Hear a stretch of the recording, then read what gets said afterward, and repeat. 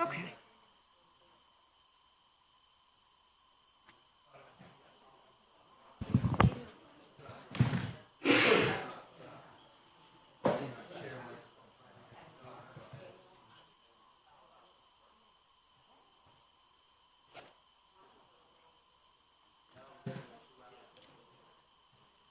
Our name, we have to introduce ourselves. Yes.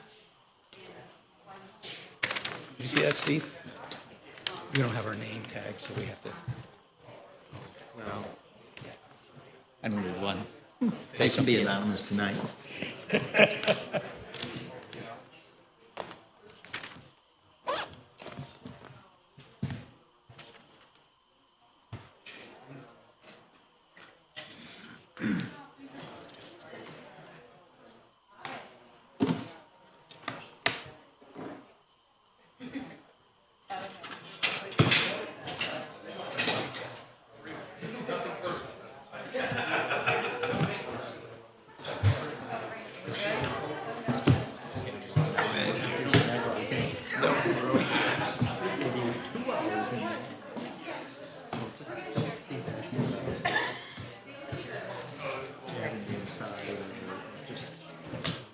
Speaking in the microphone. I watched the end, yeah, well, you know what? That's what I felt like. They got to the point where they looked very relaxed. And, well, it's just amazing how, you know, a franchise, it's the players looking like the same group of players, and just something's happened, right? And now they're broken down, they can't get back to where they were.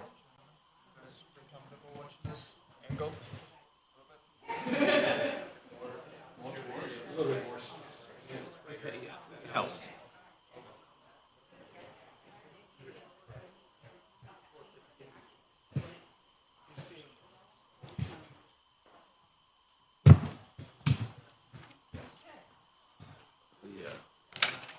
The Bills look like the old Bills. It was fun to watch that. Yes, I'm going to write that down right now. Thank you, Steve. Weren't they Do great? you have this? Do you have this? They were. And I like Josh Allen's engagement picture. So, What, are you doing one of them, or am I doing Josh both? Allen's I engagement have the picture. SDC. oh my, that was cute too. I can do the. Okay, let's do, we'll do. Okay. See, Tom, are we, Oh, that one was postponed too. all set? What's butternut? Everyone ready? Ready. Set, go. Good evening, everyone, and welcome to this meeting of the Syracuse Planning Commission. We will get underway with our primary business momentarily. Before we do that, we will take action upon the minutes of our previous meeting from November the 12th. Minutes have been distributed to the commission members in advance. Is there a motion for action on our November 12th minutes? I would propose a motion to approve the minutes with one suggested change. It is on page 8 in the discussion of SP-24-23, a special use permit for 123 Ashford Place. On page 8, the first sentence in the first paragraph reads, "The applicant of the application introduced the project. They explained that the 19 spaces on the parking lot would serve surrounding residential properties to residents and students." I think that statement is mistaken. It should read, "It will serve residents of the properties owned by the applicant," period. Okay, thank you for that correction. Any further corrections? I would second the minutes as amended. Okay, discussion. Those in favor of the motion, please indicate by saying aye. Aye. Aye. Those opposed, please say nay. Any abstentions? Our minutes are approved for November the 12th. Missing a couple people due to illness today, but we will get started with our public hearings. Just by way of introduction for those unfamiliar with our process, as we introduce each application, we will ask the applicant to come forward, provide their name and address, and a brief summary of the proposal involved. And following that, and any clarifying questions from the commission members, we will offer an opportunity to members of the public who wish to speak in favor of the application to do that. And then similarly, we will offer an opportunity for those who wish to speak in opposition to the application to do that as well. Where comments are made in opposition, the applicant will be afforded an opportunity to address the comments made in opposition. We do ask that all speakers hold their comments to a brief 2-3 minutes so that everyone who does wish to speak is able to do so. With that, we can begin under, yeah, you want to say something about postponement? No, we'll do it as we go through the agenda. Okay, okay. So our very first one, please. So we will start with the old business first. The first items on the agenda is SP-24-23. It's a special use permit located at 123 Ashworth Place. The owner is AP Lending Holdings, LLC. The applicant is Terry Horst. It's located in MX4 Zone District. Mr. Chairman, this item is merely here to clarify the vote. It's not a new public hearing. You previously voted to deny the request, but it is actually a denial, a recommended denial to the Common Council, so we simply need a new motion that clarifies that it is a recommended denial to the Common Council. Okay, thank you for the clarification. And this was indeed on our November 12th agenda. It's referenced in the minutes, and in fact, part of the clarifying corrections for our November 12th minutes. So we would just begin, again, rather than a presentation, it's we are clarifying the vote that was presented and adopted last time. I'll defer to the original maker of the motion to add the clarifying language that would be appropriate in this instance. Good evening. Thank you, Mr. Chairman, and the members of the commission. So the proper process, since this is a recommendation to the Common Council, my original language had been to deny without prejudice. I would now amend my motion to make a recommendation to the Common Council to deny the application. So based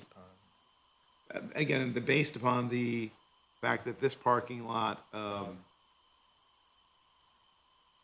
would be in an area that's already served by other parking lots, in an area that has, there were testimony in our first public hearing that the properties are not adjacent to or nearby, and so we have a transitional sort of parking as opposed to parking that's serving particular properties that are right next to the building. And even though there are discussions about security, I think for those reasons, the motion to recommend to deny would be appropriate here. We're talking about properties that are more scattered, the parcels closer are vacant, and that there are other parking lots close to this proposed parking area. For those reasons, I'd recommend a motion to deny the application. Is there a second? Second? Thank you. Yeah, this No, is this is just to clarify the vote. It's not reopening the public hearing. right. There's no additional presentation material. The vote was taken at the last meeting, and this is to clarify points that should have been made in the original motion going to the council.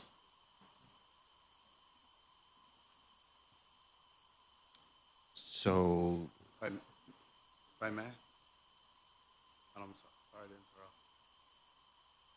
no, this is, the presentation was last time.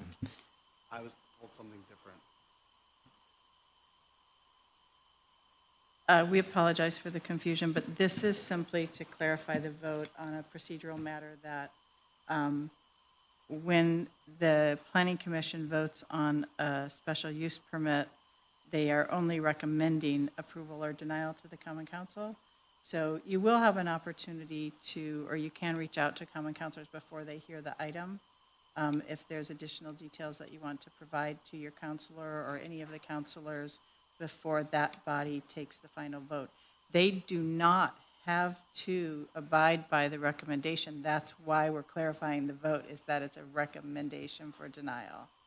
I was also told, excuse me, sorry to jump in. It's okay. I was also told we didn't have, because there was a lack of a discussion last time. I think we just presented, there was some opposition, and then a decision was made, but I don't think we had a chance to, and also I could be wrong, it's maybe more of a legal question, but I was also told that the way I understood it was that the actual hearing last time didn't, had to be done over. No, because of- that, either you were told incorrectly or perhaps you misunderstood the communication, but the hearing was properly performed and there was a vote. The vote wasn't correctly recorded or the motion wasn't correctly made. And so this is just to clarify that it's a recommendation of denial to the Common Council, not a denial. That's all we're doing tonight.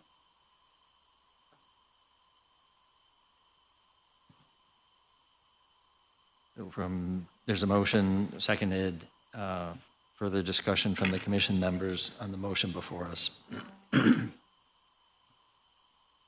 If not, then all in favor of the motion, please indicate by saying aye. Aye. Those opposed, please say nay. Any abstentions? That motion in the form of a recommendation is approved and it moves to the Common Council.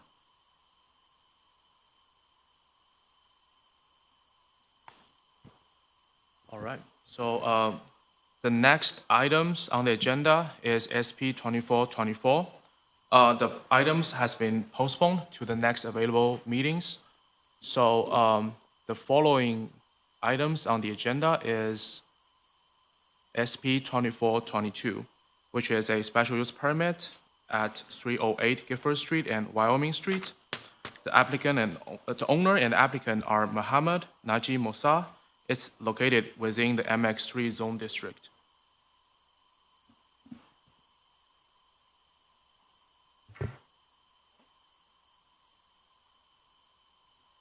Good evening. Good evening. If you would provide your name and address and then updates that may have transpired since the November meeting. We were waiting on a couple of outstanding issues. Yeah. So my name is Pardeep Kaur, and last time the special use permit, like we need to. Could you speak a little closer to the microphone, please? Yeah. So the plumbing work is everything all done, and it's all inspected by the inspector. So- I can, I'm sorry. Yeah, I can make some clarification here. So from the last meeting, we know that right now it's not a planting season. So about the landscaping sidewalk, it's not reasonable to like carry out during this season. So the owner is agreed that he will continue the landscaping work on the following planting seasons when it's reasonable to plant. And also, we also have a question regarding the plumbing corrections.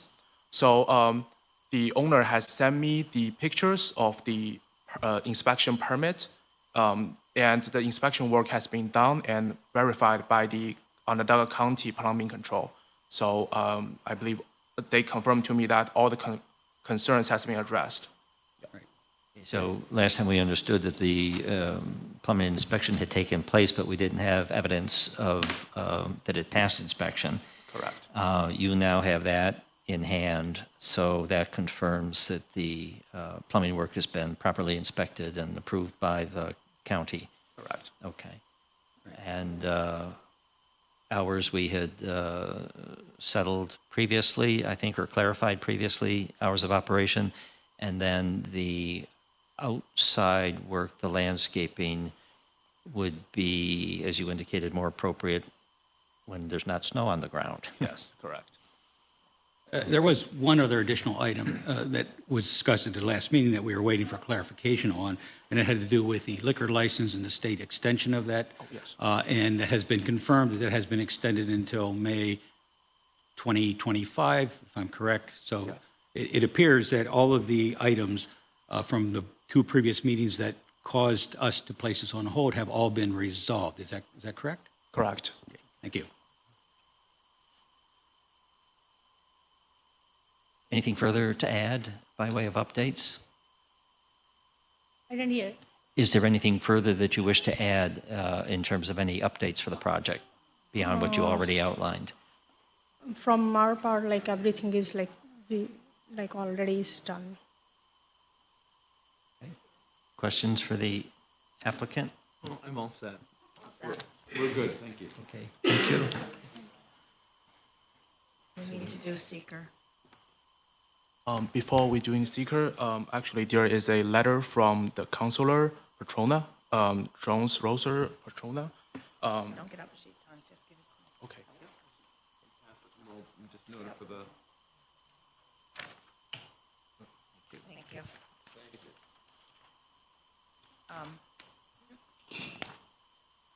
And that's for you. So I can make some clarification on the letter from the counselors. So they are more concerning about the 200-foot rules from the schools and the entrance of the liquor store. And we have using the resources provided by the SLA, the New York State Liquor Authorities, to test the food rules for the liquor store. And it's the Huntington Family Center mentioned in the letter, it's exceed 500 feet away from the liquor store, the location. So, and also at the same time, the New York State Liquor Authority has issued a conditional approval at this location for this liquor store. So, we have no concerns about the 200-foot rules for the liquor store.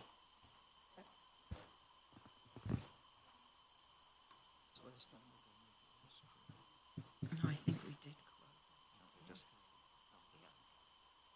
Sheetan can read seeker if you want to do seeker. I think we're prepared now. If there were no further questions from the commission members on the status currently of the project, if you would walk us through our review on seeker for this. Has everybody had a chance to review the short EAF Part 1? Yes. Is everyone familiar with the 11 questions of the short EAF Part 2? Yes. Do you believe this project will have any moderate to large impacts? No. No. Because you do not believe there will be any moderate to large impacts, I recommend you vote to issue a negative declaration under seeker and complete the EAF Part 3 accordingly. Thank you.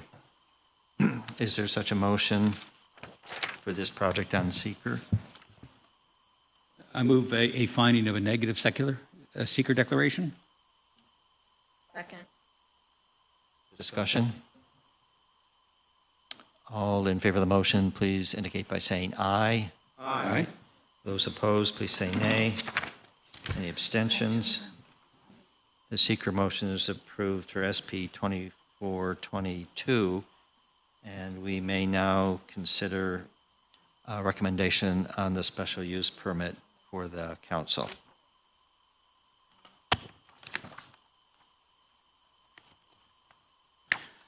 I move to approve application SP-24-22 with 6 conditions beyond the general condition for site plan approval. Sorry, those 6 conditions are given on page 34 of the application. Second. And I would just have a friendly amendment to the motion. Since we're making a recommendation to the Common Council to approve the permit. Correct.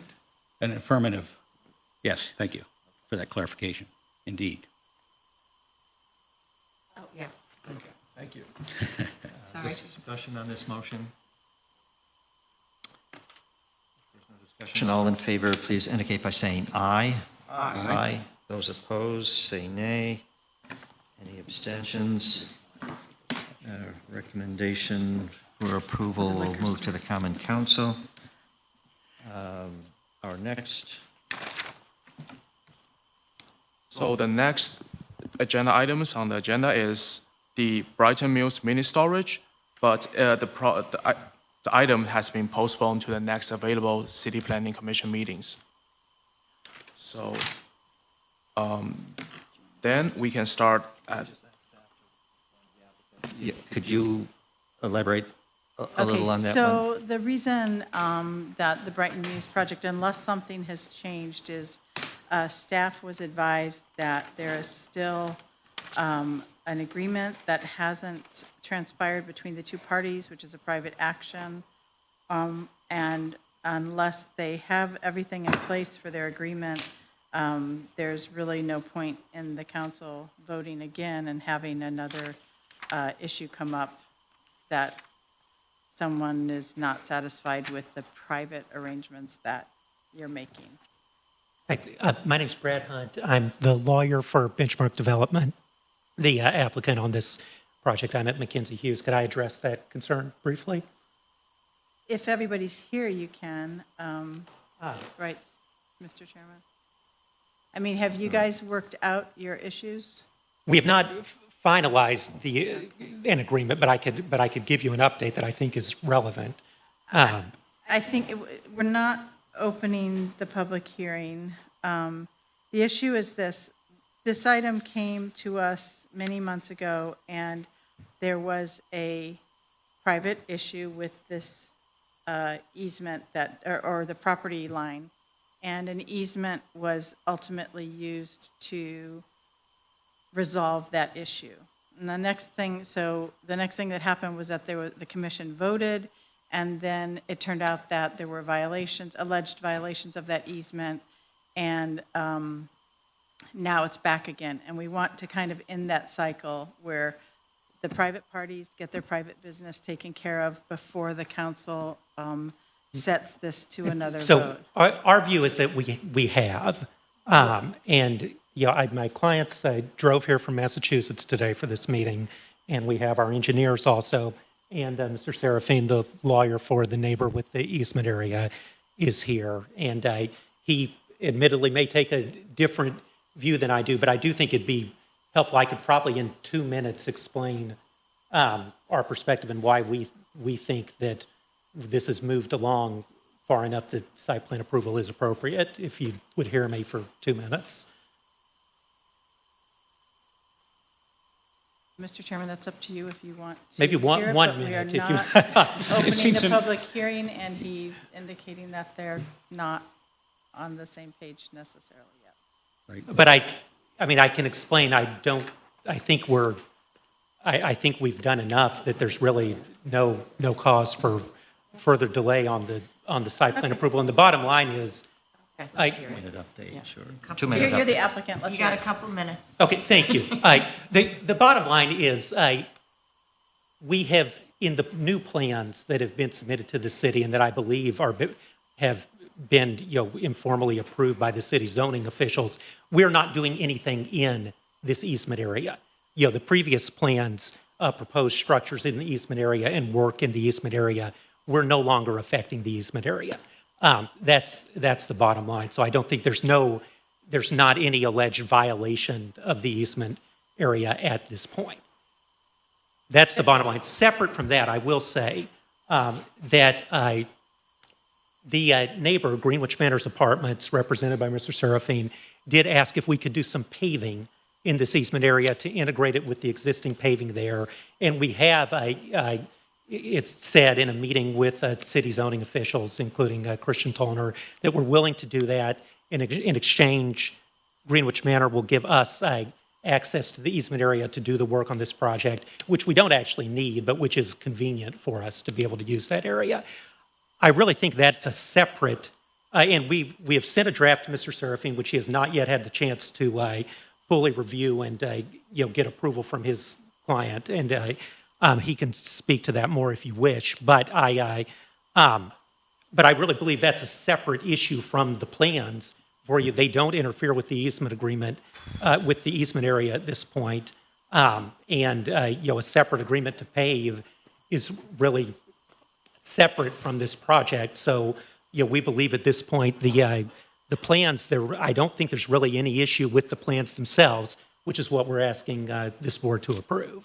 I think my understanding of the situation is, and unfortunately Christian's out sick, and maybe Jitong can address it as well, but my understanding was that the wrong plans were sent to the, by the architect.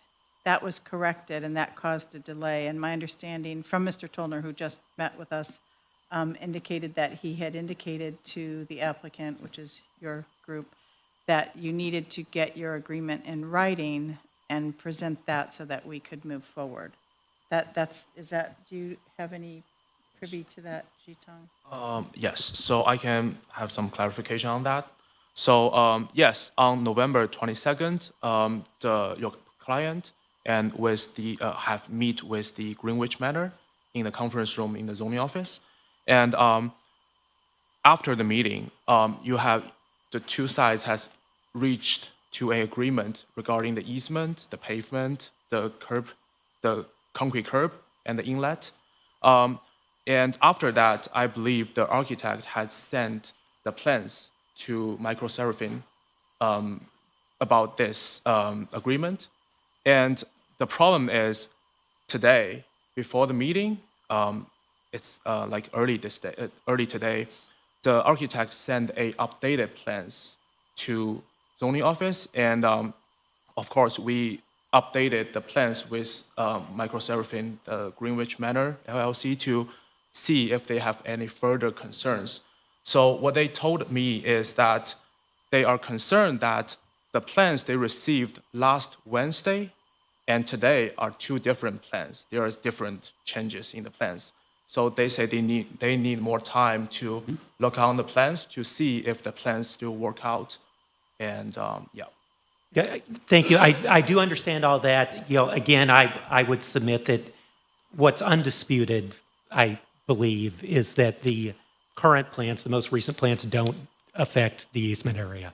And I think that should be enough. We're not impacting that property at this point.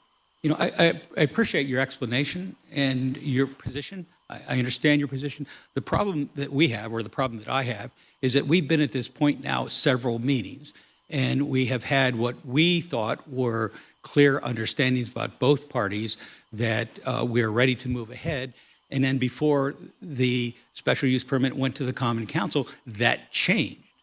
And I'm uncomfortable with the idea of going through that process once again without having everything in writing that both parties agree to, because what's to prevent the Greenwich Manor party from, again, raising questions and then needing to visit it again? So I totally understand that. I get it. I would say, and I don't mean to be a broken record, but they may continue to have issues, and there may be other things they wish that we would do.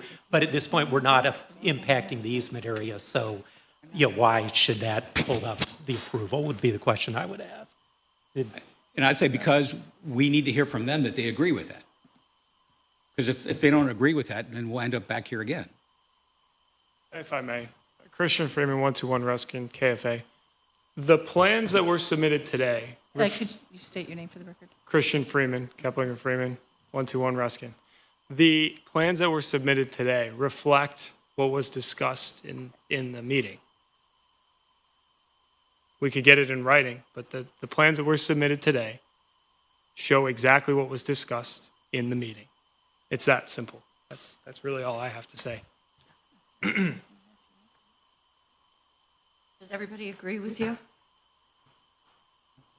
Well, I mean, Mr. Serafine is here, and I'll let him speak. Michael Serafine, representing Greenwich Manor. I want to make one thing perfectly clear. Their plans involve removing larger trees on the easement line and excavating and installing a curb with a much wider foundation a foot from the easement area. The existing plans involve disturbance of the easement area.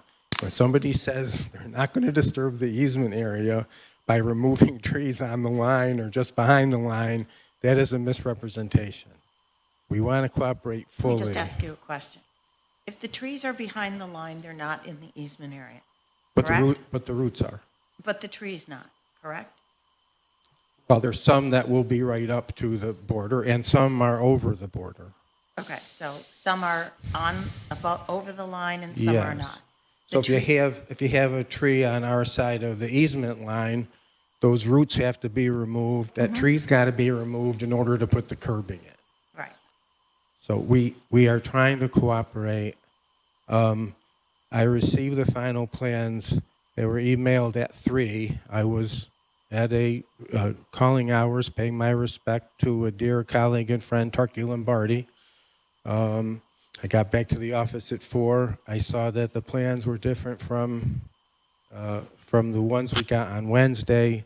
I think in principle we had agreed to the plans we received today, but the fact that there was 2 switches renewed my client's concern about whether it's going to work. I had asked for an opinion letter from the architects that says it'll work. And again, because I think they need access to the easement agreement, it's a quid pro quo. I asked for an opinion letter from the architects saying it would work, and I got a letter at 5:07, which only said that it was approved by the city. I asked for additional language. They sent me a revised letter at 5:46 today. So I guess I'm just not, and plus, I think a little after 4, I finally got a draft of the agreement they want to access the easement area, which I think needs a lot of work. It was kind of a bare bones agreement that needs additional clauses in it. And, you know, like I wrote the opinion, I suggested the opinion addition to the architect's letter. So I drafted that. Now I think I need to do a lot of drafting work on the access agreement. So I just ended up here now, not in a position to say that my client agrees. And no one is more eager to get this resolved than I am.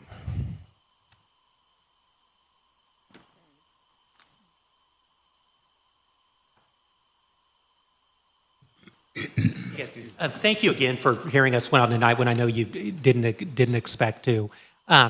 Again, I would say we are perfectly willing to continue to work on the the access agreement and our agreement to provide this paving, but I view that as we view that as separate from the the plans, and I think it can proceed separate from these plans, which do reflect the agreement that the parties reached in the meeting with the city on this matter.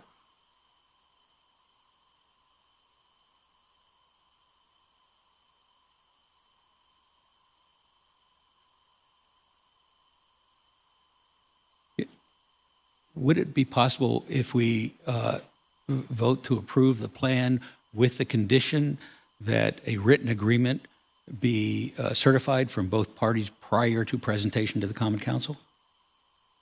It's permissible if your colleagues agree to Right. that, but that is what happened the first time. I understand. I'm So sorry, we Barry. are. I mean, we've circulated a draft agreement, and I'm very happy to continue to work on that. So just for clarification, he was saying, well, if we did vote with the condition that there be a agreed written agreement provided before the matter could go to the common council, and our council said, but that's what we attempted the first time. I think common council returned it to us.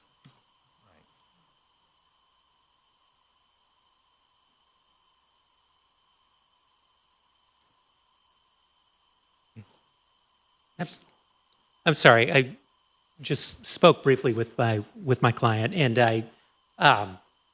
if what you're looking at is a potential conditional approval, I think our preference would be to just go ahead and come back next time and try to work it out before then to keep everything clear. Next time in this December instance. 18th. We are having another we- meeting on December 18th. December 18th? We added an extra meeting this month, Okay. so it's sooner than what would normally be the cadence for the next meeting. Okay. Just note that that's a Wednesday, not a Monday. Just, Okay. let's ask Mike if he can think that that's Does that seem like sufficient time to both parties Does that give you both time? to resolve this? Yeah, so I'm asking both parties. 2 weeks from this Wednesday is our meeting. I believe that's reasonable. Please understand that Common Council returned this to us. In Yes. August of 2024, we sent it with the condition that you folks would have it worked out. Yes. And the Common Council said, Planning Commission, try it again. So we just want to be clear on the record for everyone involved. We didn't take this back on our own. This was sent back Understood. to us. Yes. Okay. Yes. We have enough. We don't need to take things back for Second and do-overs. third time. I understand that Okay, for sure. fair enough. Okay, thank you.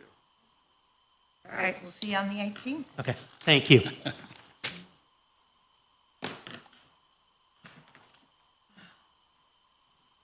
Our next item, please. Wait a minute.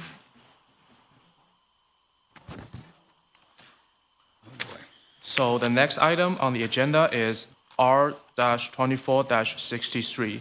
It is a re-subdivision to combine two lots situated at 227 and 231 Elliott Street.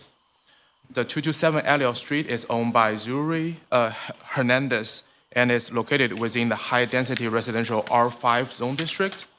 The 231 Elliott Street is owned by the Greater Syracuse Property Development Corporation, which is also the land bank. It is also located in the R5 zone district. Good evening. Good evening. I'm Dallas Bryson with the Northeast Holly Development Association here on behalf of the Land Bank. I think you may have already received the statement that I'm going to read onto the record. 231 Elliott Street has been in the Land Bank's inventory since May 26, 2016. In June of 2022, the Land Bank demolished a dilapidated three-family house. The resultant lot is irregularly shaped and located at the corner of Elliott and Bradley Streets. Zuriel Hernandez, who's also here this evening, purchased the house at 227 Elliott Street from Habitat for Humanity and would like to purchase the lot and eventually fence in and beautify the corner. Following is the justification for the re-subdivision of these two parcels. The vacant parcel is otherwise unbuildable due to its small size and frontage. The configuration of the lot and its location at the corner of Elliott and Bradley Streets is such that there is no other logical buyer. The re-subdivision will not alter the character of the neighborhood. The original pattern of the street has already been disrupted with numerous demolitions. The parcel is already vacant and not likely to be built upon soon. Erasing the lot line will not exacerbate the existing challenge of de-densification, the visual reminders of which will remain whether or not the lots are merged. Since the infill development is unlikely, the vacant lot requires interim stewardship, ideally by the adjoining property owner who can provide daily care.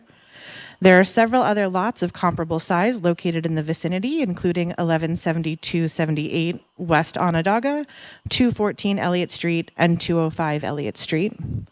Merging the parcels will ensure that the property owner will receive one tax bill and that the vacant lot does not become orphaned again at a later date. It will make the process of applying for fence permits easier. This proposal offers the opportunity to put the vacant parcel back into taxable and productive use. The new property owners will assume responsibility for the property's maintenance and pay taxes on the land.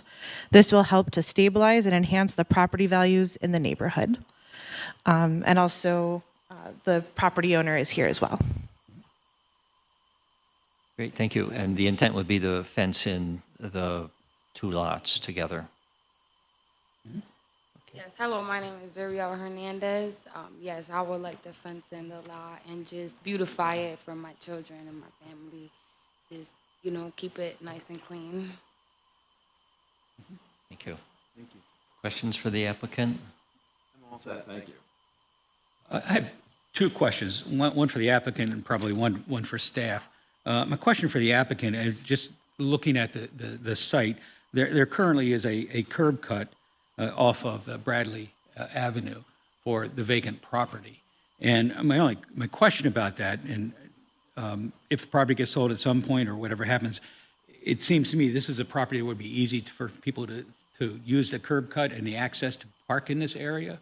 And so I'm just wondering about that, if you've given any thought to that, and if we need to add a condition that there would be no parking in the new lot. So I'm really kind of asking that as a question, I guess.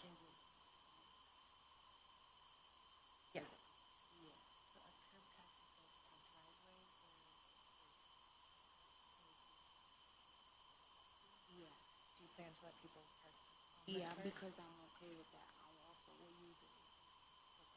Yes, as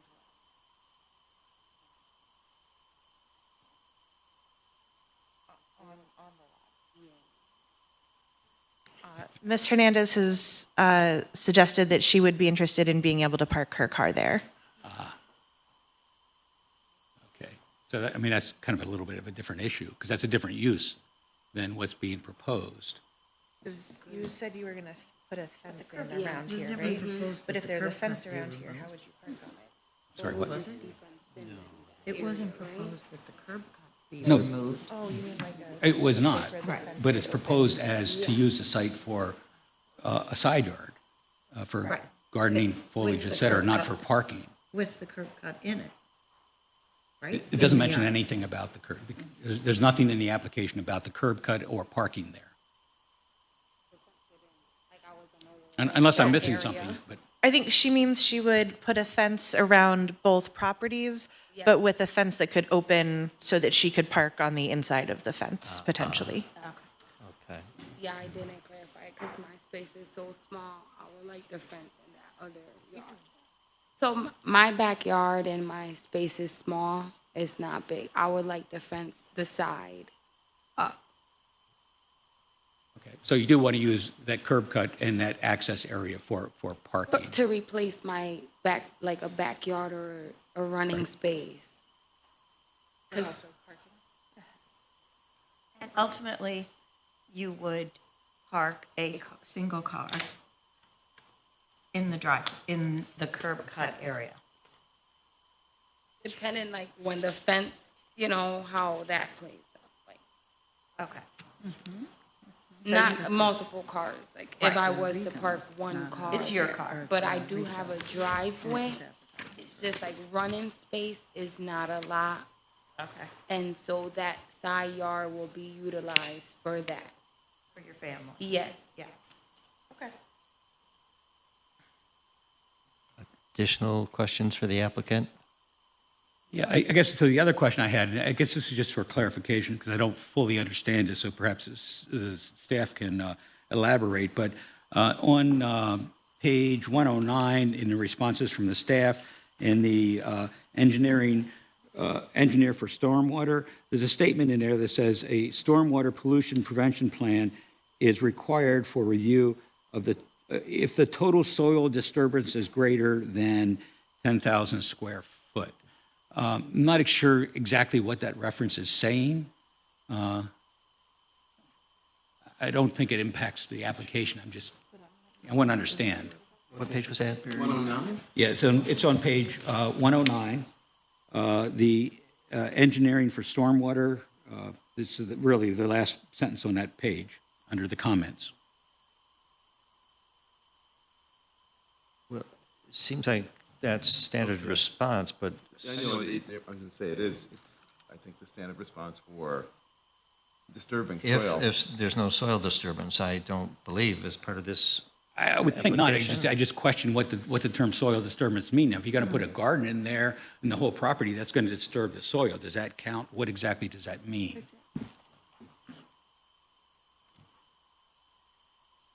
Help us.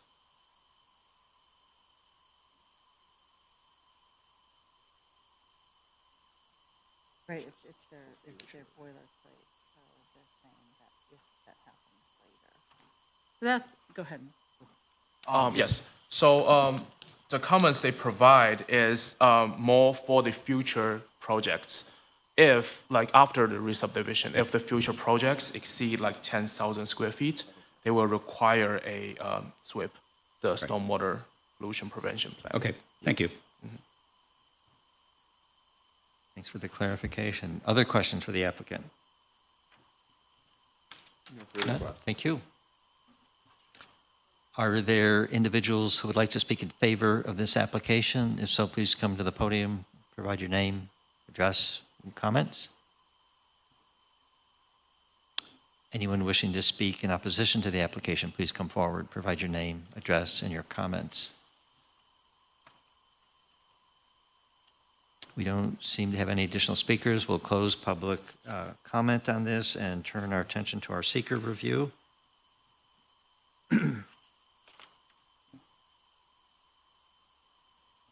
Has everybody had a chance to review the EAF Part 1 that's contained in your packet?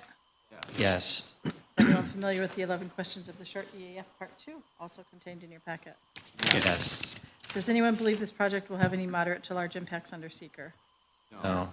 Because you do not believe there will be any moderate to large impacts, I recommend you vote to issue a negative declaration under seeker and complete the EAF Part 3 accordingly. Thank you. Is there a seeker motion to that effect? I move a negative seeker declaration. Thank you. Second. Thank you. Discussion on the seeker motion before us for this re-subdivision. If there's no discussion, all in favor of the seeker motion, please indicate by saying aye. Aye. Aye. Those opposed, please say nay. Any abstentions? Seeker motion is approved, and we can proceed to final action on R-2463, the re-subdivision on Elliott Street.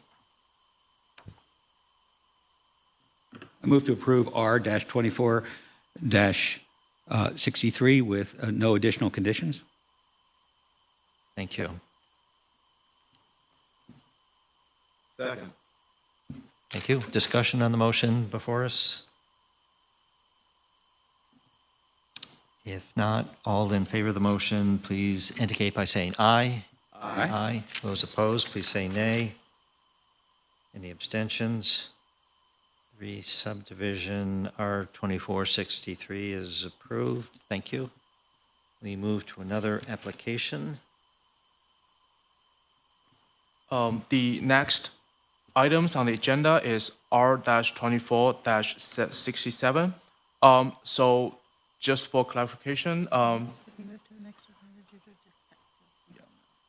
the items will be moved to the next available item agenda due to the defective legal notice. So in all likelihood, so that will not be heard this evening, and there's a good likelihood it would appear on the December 18th special meeting. And Excuse me, my name is Jim Hagan. I'm the applicant and the owner of the property. I thought my surveyor made the application in adequate time. You're saying this is going to be delayed till the 18th now? Because of lack of public notice? It was our mistake, sir. I gotta come back down here again, it's a problem. Unfortunately, but fortunately, they're having a special meeting in 2 weeks. I'm sorry that I wish I'd known about this. we just discovered it at about 5:40 this evening. I'm so sorry. I guess had I thought about it, I would have tried to get a hold of you, but we're really sorry. But what happened was that this was advertised, it seems minor, but it's the legal requirement in the law. It was advertised as a lot line adjustment, but it turns out that this exceeds the threshold for a lot line adjustment, so it's actually going to be a re-subdivision. So our staff advertised it incorrectly, and that's on us. This is not a public hearing, it's not. Just for my own clarification. All I'm doing is moving a lot line within the two properties that I own. There's no physical changes, there's nothing else going on with the property. That's what caught us up, but do you know the details more? I think the threshold is 10,000 square feet, and you're creating a lot that's, Yeah, it's a lot. yeah, so it's creating the a threshold that triggers not a lot line adjustment, but a re-subdivision. It's a matter of semantics rather than the reality. The matter of the legal requirement, and the issue is that we have to do the advertisement like a couple weeks before. So in this case, I just became aware of it tonight by staff telling us that they had. It's got a 4-week notice period. Well, we could, yeah, it's not advertised at all. I was going to say, we could open the public hearing, but it's not properly advertised, so we can't. No, 4 weeks, no, it's 10 days, right? 10 days. Yeah, we have 10 time. days. We have 10 time. days. We have 10 time. days. Get the notice out, and I can be on the agenda for the 18th. Yeah. Right, yes. So we need to make sure that happens. Yeah, it's just 10 days before is when And we're the sorry. agenda has, Huge exclamation points. It's absolutely has to get advertised. Sorry. And the applicant doesn't Thank you, need you to too. do We're so sorry. anything We'll further. absolutely make sure it's on the next agenda and advertised. G-Talk. That's okay. Thank you. And he'll be notified? Yeah. Okay. Okay. Well, we already have an active agenda for the 18th. Our next application, please. Thing you're having. So the next items on the agenda is SP-24-26. It's a special use permit at 2800 James Street and Collingwood Avenue. It's about a special use permit to establish a restaurant greater than 1,000 square feet. The property is owned by Skinner Group LLC and is located within the neighborhood center, MX2 zone district. Is the applicant here? Oh, Hi, I'm Sheila Weed with Group 1 Design. I'm the architect for the project. Steve Skinner is not going to be here, but we have his power of attorney that was filed. This building there's two shops on the main floor. One is the Curd Nerd. It's a cheese shop that's owned by Matt and Sarah Samil. The other area that we're doing some changes to was originally an artisan shop for local artists to sell wares, crafts, and there was Kafka Burger in the back. The kitchen is existing from Kafka Burger, and he had seating in there too. So Kafka Burger has moved out. I think he's downtown. He's moved downtown to bigger digs, and Matt and Sarah Samil, who own the Curd Nerd, are going to be opening up a restaurant called The Wedge. And those are the drawings. Jim. Which is, can you just elaborate a little bit? Sheila, beer, wine, and the hours? The hours we wrote in the application, and then they were rewritten incorrectly, that we were You're open. opening at 4 a.m., it says. Yeah. Who's So got that's the early not- shift? That's not what we wrote on the application. So, yeah, there will be a bar that seats 8 or 9 people. And then you can see the table layout. The main entrance is off of James Street with a small waiting area, hostess stand, seating about 40 people. We've added a handicap accessible bathroom up in the front.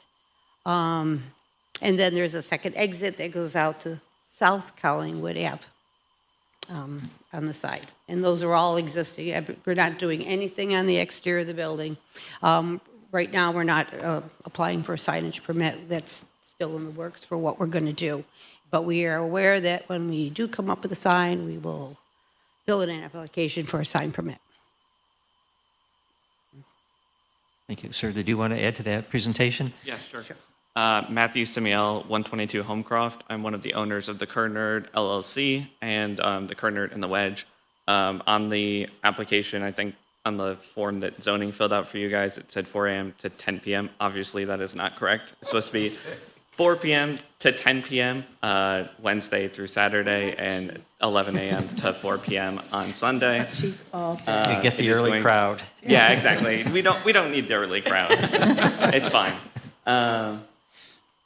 And for your question on liquor, wine, beer, it's going to be a full liquor license, so beer, wine, liquor, cider, we have already received a conditional approval from the State Liquor Authority. Basically, as soon as we're ready to open, we can submit our photos, and we should be good to go. Great, thank you. Questions for the applicants? Yeah, I'm just wondering about the Collingwood side of the property. You know, we have an issue there with, there's no curbing, and cars have been parking there essentially illegally, et cetera. So clearly, the plan includes curbing and appropriate parking, et cetera, along that Collingwood side? No. No, we were doing nothing on the exterior. So no, there, we do not have plans for curbing or sidewalks, but that was not brought up to us. We've had an intake meeting, and then we've also had another meeting, and that has not come up. This is the first we've heard that we would have to run that by Steve Skinner, the owner of the building.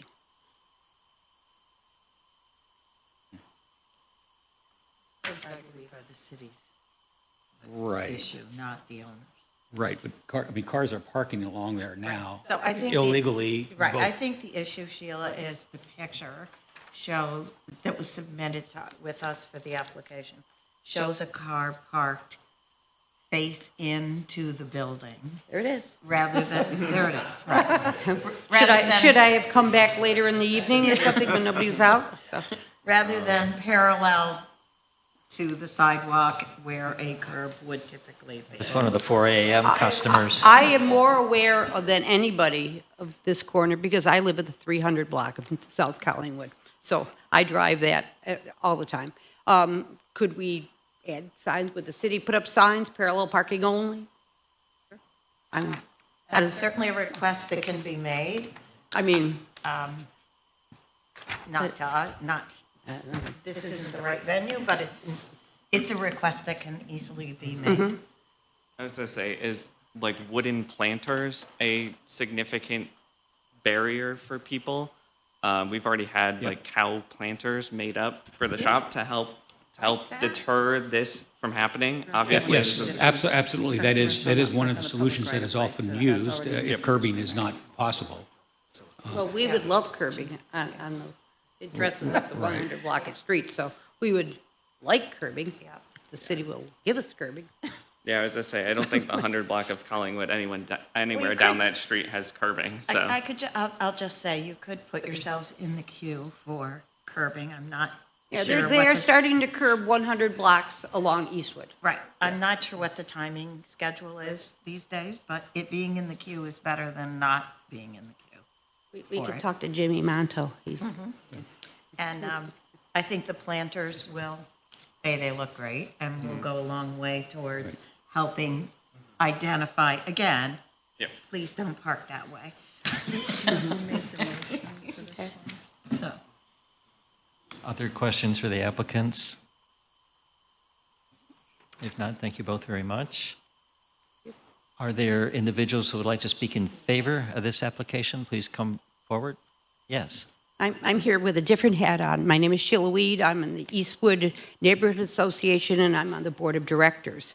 We're a nonprofit organization, and we're constantly striving in the Eastwood Business District to have a diversity of business and shops.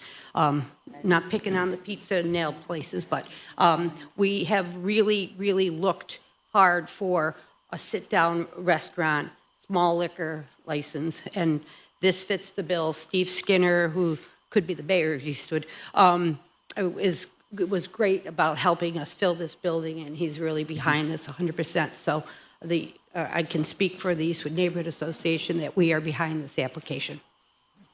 Thank you. Other individuals who may wish to speak in favor of this application, please come forward.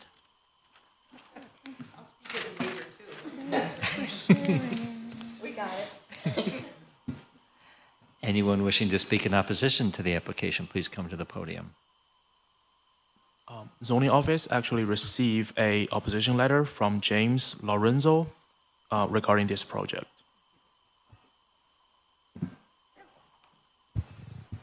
There you go. Kathleen, I'll give her that. Okay. You got it? Yeah, just bring it over to him. We should always give a copy. to the That applicant. falls under the in opposition category and mentions parking. There are a number of conditions recommended by staff. Yes, And I want to and one make of them sure is that about you parking. address them and make sure that we've addressed them on all the motions made so far. Correct. Can I read this to you guys? It's for you to read. She They wants to have a answer. copy. She wants Yeah, to- we have it. We have it. Can I comment on it? Yep. Just the applicant. Well, I just want to let Matt and Sarah know. It says, my family, it's James Lorenzo. Does he give an address? Widewater, so that's not near us. My family opposes a restaurant for 2800 James Street. Not enough parking. But it's not required for the city. I mean, non-compliance use, but it is acceptable in the MX2 neighborhood. Not in keeping with the neighborhood.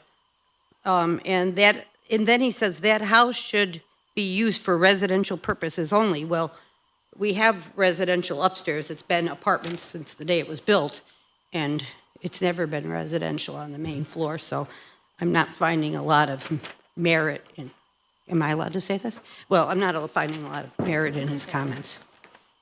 But he's not here to counteract, so. Thank you. Thank you. And I think I asked if there were any other speakers in opposition. That's when the written communication was distributed. We apparently have no further speakers on this application, so we'll close public comment and now turn our attention to our seeker review for the special use permit. Has everyone had a chance to review the short EAF Part 1 contained in your packet? Yes. Has everyone reviewed the short EAF Part 2, also contained in your packet? Yes. Does anyone believe this project will have any moderate to large impacts under seeker? No. Because you do not believe there will be any moderate to large impacts under seeker, I recommend you vote to issue a negative declaration under seeker and complete the EAF Part 3 accordingly. Thank you. Is there such a seeker motion? I move a finding of a negative seeker declaration. Second. Thank you both. Discussion on the motion, the seeker motion now before us. If there is no discussion, all in favor, please indicate by saying aye. Aye. Aye. Those opposed, please say nay. Any abstentions? The seeker motion is approved, and we may now turn to action on a recommendation to the council for the special use permit, SP 2426. I move approval of SP-24-26 with 7 conditions listed on page 129. And in those 7 conditions, I make note of condition 6 is customers or business operators shall not park on the public right-of-way at the front and the side of the building. So if you can do the planners, that would certainly help with that particular issue. But there is public parking allowed in the front of the building. Yes, absolutely, yes.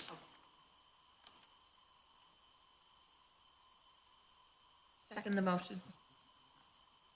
Thank you. Discussion on the motion?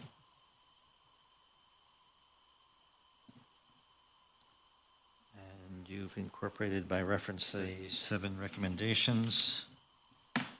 If there's no discussion on the motion, all in favor, please indicate by saying aye. Aye. Those opposed, please say nay.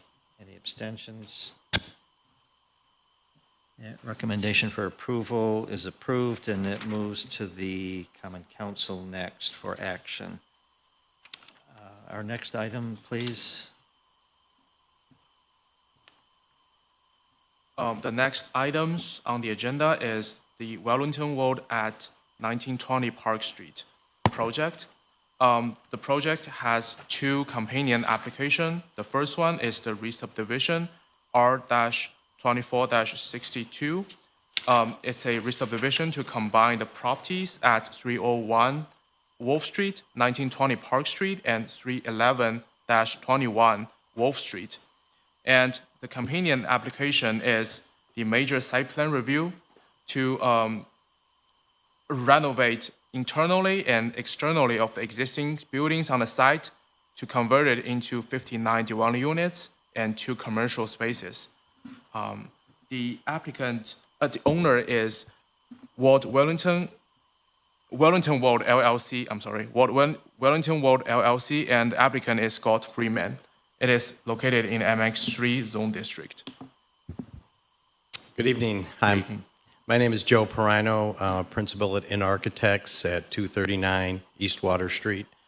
I'm here with one of the owners, Ozzie Crisali, and Frank Cusimano in my office, and Vincent, who is from KFA. He's a site engineer, and he'll be doing most of the talking today, but I just wanted to say that this is a project that has been approved with the Landmark Preservation Board. We've gone through that process. It's a 59-unit apartment building, 4-story, and there's some issues with the site that Vincent's going to go through, and that's why we're here today, for your help. All right. Thank you. Thanks, Joe. Once again, Vincent Ryan, Keplinger Freeman Associates, 6320 Flyer Road, East Syracuse. Jitong, do you mind moving over to the site plan? Appreciate it. Thank you. So the Ward Wellington project, as Joe graced upon, is at the corner of Wolf Street and Park Street, across from the former Moyer factory / Penfield that was recently completed last year. This is part of that facility back in the day, but is a separate project. As Joe stated, it'll be 59 apartments. There'll be some new construction, which is that orange you see between 301 Wolf Street and the 1920 Park Street. That'll be a new addition that'll actually combine the 2 buildings. As part of this application, we're seeking the major site plan approval as well as subdivision. Do you have the site plan, or the site prep plan, the L100 sheet, or the subdivision sheet, either of the 2? So there is 3 lots combining into 1 as part of the subdivision.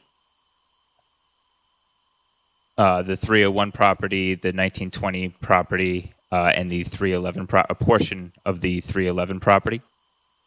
So we'll be combining those 3 lots into 1 contiguous lot for ease of owner operations. There'll be the existing entrance off of Wall Street shall be maintained. There's a driveway there, but if you look at street view pictures, there is a 1-story garage that will be demolished to allow for the driveway, and then there's a second driveway on the 1920, which will also remain. Additional right-of-way improvements. There's actually a lot of curb cuts along 1920 because of the facility back in the day. That's all going to be replaced with curb. As the city moves forward with a multi-use path that they have planned within the right-of-way. We've spoken to the planning department as well as the zoning office about the work there. The intent there is to give over to the city a complete plan that when they decide on what they want to do there, they can take over. So that's why, as you'll see in the plan, there'll be an asphalt walk going up 1920. If you want to go back to the site plan, I apologize. That'll clear things up for next page. So looking down at that Park Street, that 12-foot basically sidewalk is going to be asphalt for the multi-use path, which the city requested, and then the rest of that is going to be green space, which right now all of that is asphalt. So we think it's quite the improvement. In terms of other additional site features along Park Street, we'll have the commercial entrance at 1920. That will require an encroachment permit. We're working on that application. We'll submit that to the Common Council, but hopefully that can be a condition of your approval tonight. As well as a patio area at the corner of Wolf and Park right there. There'll be 1 exit entrance from that commercial space that'll enter onto that patio space as well. In addition to the site plan, we've talked to engineering. They are in receipt of our SWIP. I haven't gotten comments on it yet, but I would assume it's all good until I receive comments on it. But there is an underground detention facility in that upper area there that will exit out onto Park Street per city requirements. Other than that, I'll take questions. Thank you. Questions? Yeah, I'm just kind of curious. It's not an issue for us for approval, but the facade of the two buildings, what kind of treatment are you doing? Or is it just going to be essentially the same as it is? I will defer that to jail. This is a historic tax credit project, so we're kind of bringing it back to what it was. Okay. 301 is all brick, and we're going to be repointing the brick to fix the brick. 1920, the facade was at one time parged over, and so we're going to keep that same parging and replace this whatever's falling off. But the rest of that building is brick, so we're going to be keeping those materials. Okay, thank you. Yeah. Go as long as you're up. The connector between the two buildings, which right now looks like metal, maybe? So, yeah, so that addition is there. Okay, so we're not adding an addition to connect these, it's already there. No, I understand. And that is, it's kind of a different time frame than the other two. They have lucite panels, asbestos panels on the front, and so we are replacing them with, non-asbestos panels, and the windows, trying to maintain those windows that they were there.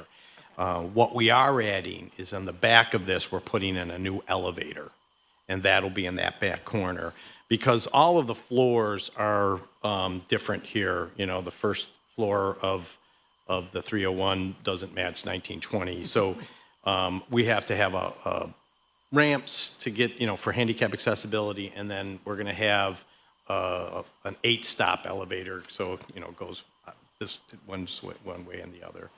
So that area is there, and we're trying to make it look, like it always was. It never was brick, and it never was parging. So it'll be a metal panels. Sorry, go ahead. Currently, it looks like it's an entrance, right, on the ground level? Yes. Right, and I think it's an entrance in the back of it as well. Yes. From what is your proposed parking lot? Right. Is the elevator shaft, which I'm assuming is going to be a solid unit? Yes. Are you keeping the entrance onto the parking area from that connector? Yes, so from Park Street, that is our main entrance. Right. And that will be our main entrance for residents. There's going to be two commercial property portions of this building. 1920 has a little small commercial area, and then up on Wolf Street, there's a little commercial area. So those entrances are for commercial.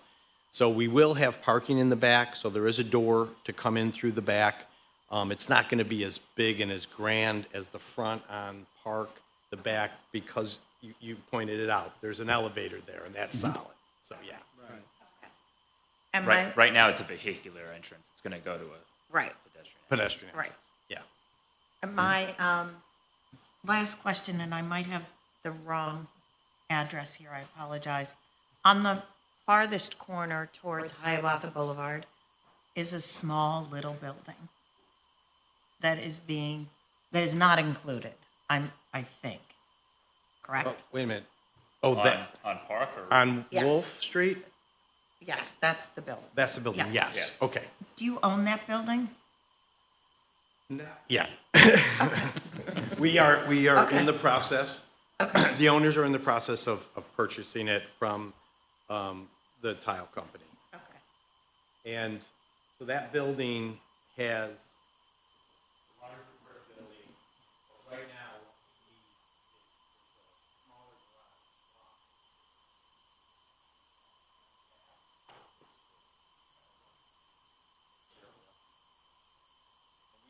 We want to tear that to do what we want to do.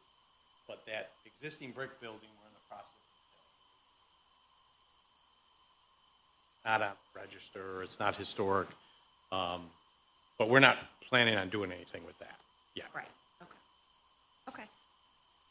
Thanks. Could you clarify one piece about the parking? There was a discrepancy. I don't know if it was in your materials or our materials, 40 spaces versus 41, and I think the county picked up on that discrepancy too when the planning board did their review. Is it 41 spaces? It's or 40 spaces. I think I won't.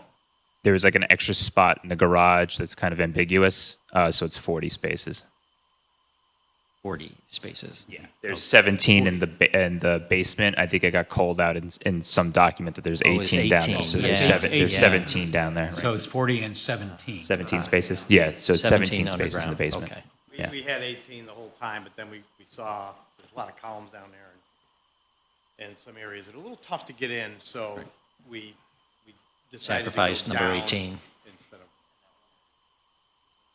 Yeah, and then we're actually using that spot for bike storage. So. Okay, thanks for the clarification. Other questions? No, thank you. Are there individuals who would like to speak in favor of this application? If so, please come to the podium. Provide your name, address, and comments. Anyone wishing to speak in opposition to the application, please come forward. So we have no further speakers. We'll close public comment and turn our attention to our seeker review.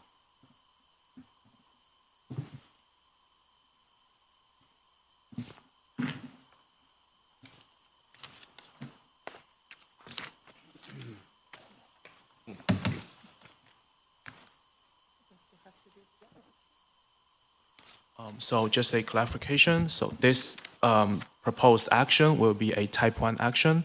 So we will go through the FEAF part 1 and doing the exercise for the part 2 and have the final determination on the part 3.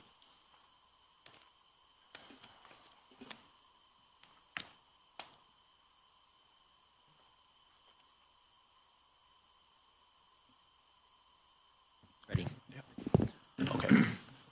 So the full environmental assessment form on the page 217, that which is the part 2 of the FEAF, has been pre-filled with suggestions from the staff. I'm going to go through the part 2 of the EAF to see if the board agrees with these suggestions. Then there is a proposed letter for reasons and support of part 3 determination and the draft resolution, which is here, provided by the staff that you can use if you decide to act on the seeker tonight. Part 2 of the EAF is a issue spotting exercise where the board will be discussing if there is any potential impacts that need to be analyzed in more details in part 3 of the EAF. The first one is impact on the land. Because this is a project that does involve construction and physical alteration of the land, we recommend that the board answer this question yes. Does the board agree? Yes. Yes. The sub-questions A through H are asking about the depths to water tables, slope of the site, exposed bedrocks, excavation and removal of natural materials, potential erosions and duration of the construction. Based on the information provided in the Part 1 EAF and the nature of the projects, which is renovating and rehabilitate the existing buildings, there will be no or small impact for all sub-questions except for the sub-question E. Does the board agree? Yes. Yes. So then we will go through the sub-question E. The sub-question E is for the duration of construction. The construction will take about 18 months as confirmed by the architect, and the whole action is expected to be finished in 24 months. Due to the long-term construction process, there will be a moderate to large impact. Does the board agree? Yes. Yes. Then we will go through the mitigation provided by the applicant. The long-term construction is expected to result in noise impact on the nearby residents. Per Part 1 of FEAF, the construction's hour of operation will comply to the City of Syracuse noise ordinance, and no noise produced that will exceed existing ambient noise levels during the construction. Therefore, we determine that the noise impact brought by the long-term construction is mitigated Does the board agree? Yes. Then the second question involves impact on geological features. We recommend that the board answer no to this question because there are no unique geological features in the proximity for the project. Does the board agree? Yes. Yes. The third question involves impacts on surface water. We recommend that the board answer no to this question because there's no water body appears in proximity to the project, or the project will not create any new water bodies. Does the board agree? Yes. The fourth question involves impact on the groundwater. We recommend that the board answer no to this question because this project will be connected to the existing public water and sewer services. It is not located above any aquifers that are used for drinking water, and no pesticides will be used in the project. Does the board agree? Yes. The fifth question involves impact on flooding. Because this is a project that does involve demolition existing structure and adding new pavement, we recommend that the board answer this question yes. Does the board agree? Yes. Yes. The sub-question A through F are asking about the floodway, floodplain, change of existing drainage patterns, and dam. This project is not located in any floodway or floodplain. The project involves construction of an underground stormwater detention system to address the on-site stormwater runoff caused by the change of drainage patterns. The provided SWIP, the Stormwater Pollution Prevention Plan, indicates that the project will decrease the on-site peak runoff and stormwater best management practices will be implemented to handle and treat the on-site runoff. Thus, we determine that there will be no or small impact for all sub-questions. Does the board agree? Yes. The sixth question involves impact on air. We recommend that the board answer no to this question because this project does not require federal or state air emission permits and does not include any air emission sources. Does the board agree? Yes. The seventh question involves impact on plants and animals. The project may involve an impact on flora and fauna because New York State DEC's EAF mapper indicates that an endangered species, bald eagle, exists on the project site. We recommend that the board answer this question yes. Does the board agree?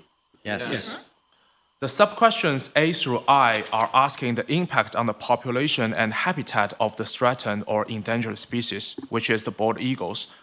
The project site is already in an urban setting with majority of pavement and structure and with few vegetations. Therefore, there is no on-site suitable nesting trees and roosting habitats for bald eagles. Also, the data from the New York State DEC and the New York State Natural Heritage Program shows that project site does not include bald eagles' primary foraging habitats. Meanwhile, the project will be in alignment with the New York State DEC's guidelines for reviewing projects for potential impacts to bald eagles. Thus, we determine that there will be no or small impact for all sub-questions. Does the board agree? The eighth question is impact on the agricultural resources. We recommend that the board answer no to this question because there are no agricultural resources in the vicinity of the project area. Does the board agree? Yes. The ninth question is impact on the aesthetic resources. We recommend that the board answer no to this question because there is no aesthetic resources recognized on or close to the project site. Does the board agree? Yes. The 10th question is impact on the historic and archaeological resources. The project involves construction in a historic building. Therefore, we recommend that the board answer yes to this question. Does the board agree? Yes. So the project involves renovation and construction to the H.A. Moyer Factory Complex building, which designated in the list of New York State Historic Preservation Office archaeological site inventory. Per the State Historic Preservation Office confirmation letter, no recommendation or advices was made for the exterior renovation of the historic building. Per the Syracuse Landmark Preservation Board's review, there is no preservation impact regarding the proposed project on the subject buildings. Thus, we determine that there will be no or small impact for all sub-questions. Does the board agree? Yes. The next one is the impact on open space and recreation. We recommend that the board answer no to this question because there are no designated open spaces or recreational resources that will be displaced by this project. Does the board agree? Yes. Yes. The 12th question is impact on critical environmental areas. We recommend that the board answer no to this question because the project site does not contain or adjacent to a critical environmental area. Does the board agree? Yes. The next question involves the impact on transportation. The proposed action may result in a change to existing transportation system because it's a large project adding 59 new residential units. So we recommend this question to be answered yes. Does the board agree? Yes. The applicant has provided a letter analyzing potential traffic impact. The traffic impact letter indicated that the project will likely generate a peak hour trip of 22 vehicular trips per hour, which is way below New York State DOT's typical rules of thumb for request for a traffic impact study, and which also shows that the project will have minor impact on the existing roadway infrastructure or current traffic conditions. Also, the project will neither construct paved parking area for 500 or more vehicles, nor degrade existing pedestrian or bicycle accommodations. Instead, the project will install a new two-way bike lane and new bike infrastructures and the landscaping features in the public right-of-way near to the site, which will actually improve the pedestrian and bicycle accommodations. Therefore, we recommend all the sub-questions to be answered no to small impact. Does the board agree? Yes. The 14th question is impact on the energy. We recommend that the board answer no to this question because the project's energy demand can be met by utilizing existing utility and does not require a new or an upgrade to an existing substation or extension of energy transmission system. Does the board agree? Yes. The 15th question involves impact on the noise, odor, and light. We recommend that the board answer yes to this question because the project will result in an increase in noise and outdoor lighting. Does the board agree? Yes. As we previously discussed in the question 1, which is the impact on the lands, the long-term construction may produce noise impact to the neighborhoods. However, the construction will only be carried out on Monday to Friday between 8 a.m. to 5 p.m., and no noise can produce that will exceed existing ambient noise levels during constructions. Therefore, we recommend the board to answer no or small impact to subquestion A. Does the board agree? Yes. For the rest of sub-questions, the project will not include blasting activities, also will not generate odors, and all lighting to be installed on the during the project will be dark sky compliant.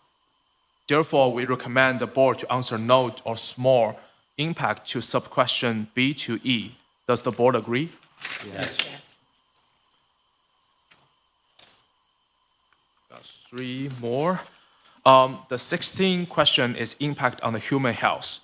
The project site is located across the street from a remediation site at 1714 North Salina Street.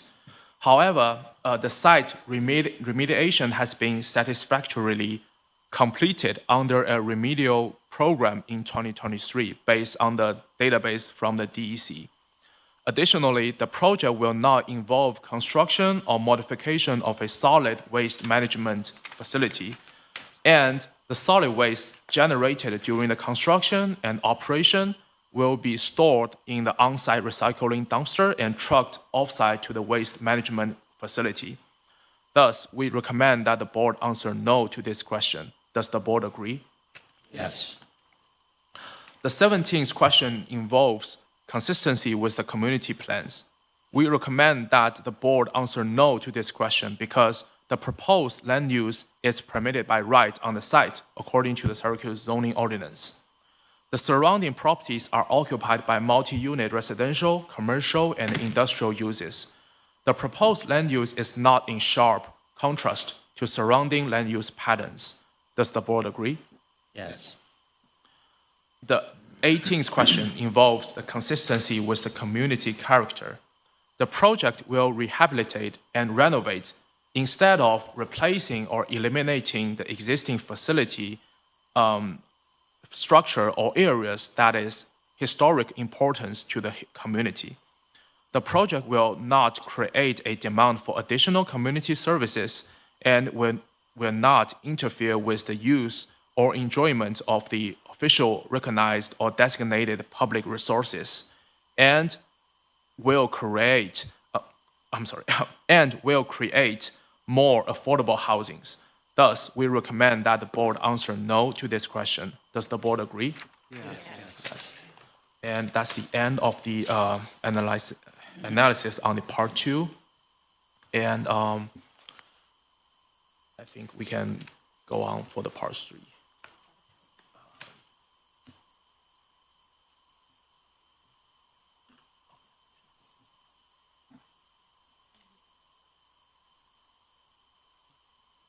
Yes, actually, just for clarification, so the part 3 is.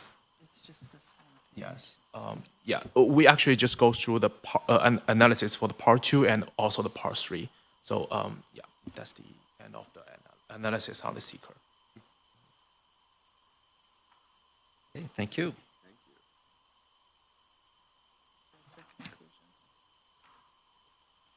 Did you read it? Oh, yeah, I forget about the conclusion for the seeker analysis. The Commission, as lead agency in this coordinated review under seeker, has thoroughly reviewed all relevant materials and analysis all aspects of the action. For all the reasons set forth above, the Commission determines that the action will not have any significant adverse impacts on the environment. Consequently, a negative declaration will be filed, and a notice of the negative declaration will be provided pursuant to all applicable laws and regulations. Thank you. Well done. Certainly thorough. So your Thank you. seeker is done. You can vote on it. I know we've had this discussion, so go ahead and, Oh, because last time you said we didn't have to vote on you it. don't have to. If you want to belt and suspender, go for it. Otherwise, you don't have to. You've agreed to all of the questions, so it's done if you feel it's. Does anyone care to offer a motion, or are we confident and move forward with our, okay, good. It was rather thorough. So in that instance, we are in a position now to entertain a motion for action on the re-subdivision for R2462 for the project just presented a few moments ago.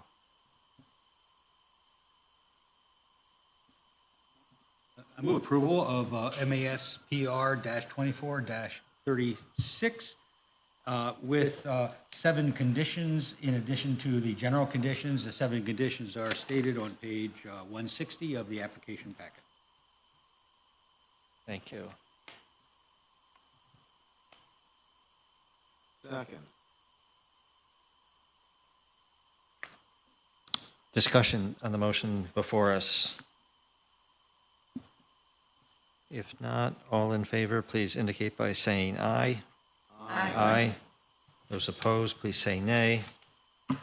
Any abstentions? R2462 is approved. And our remaining action item on this project is a major site plan review, MASPR 2436. Is there a motion on the major site plan review?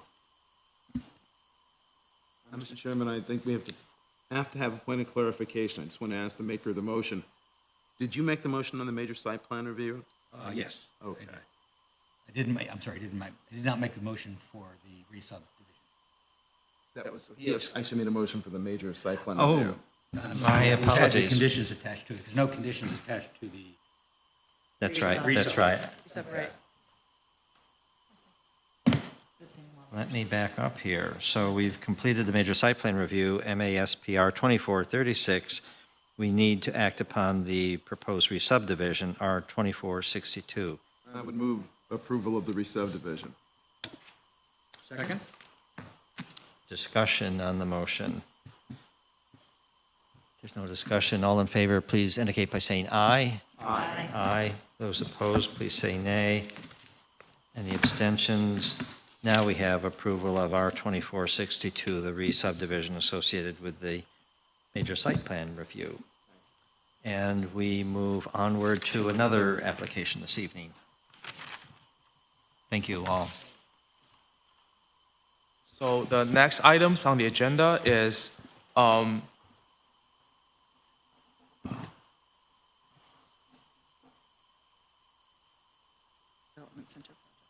about the Syracuse Development Center project. The property is located at 800 Wilbur Avenue South Rear and 802 Wilbur Avenue South.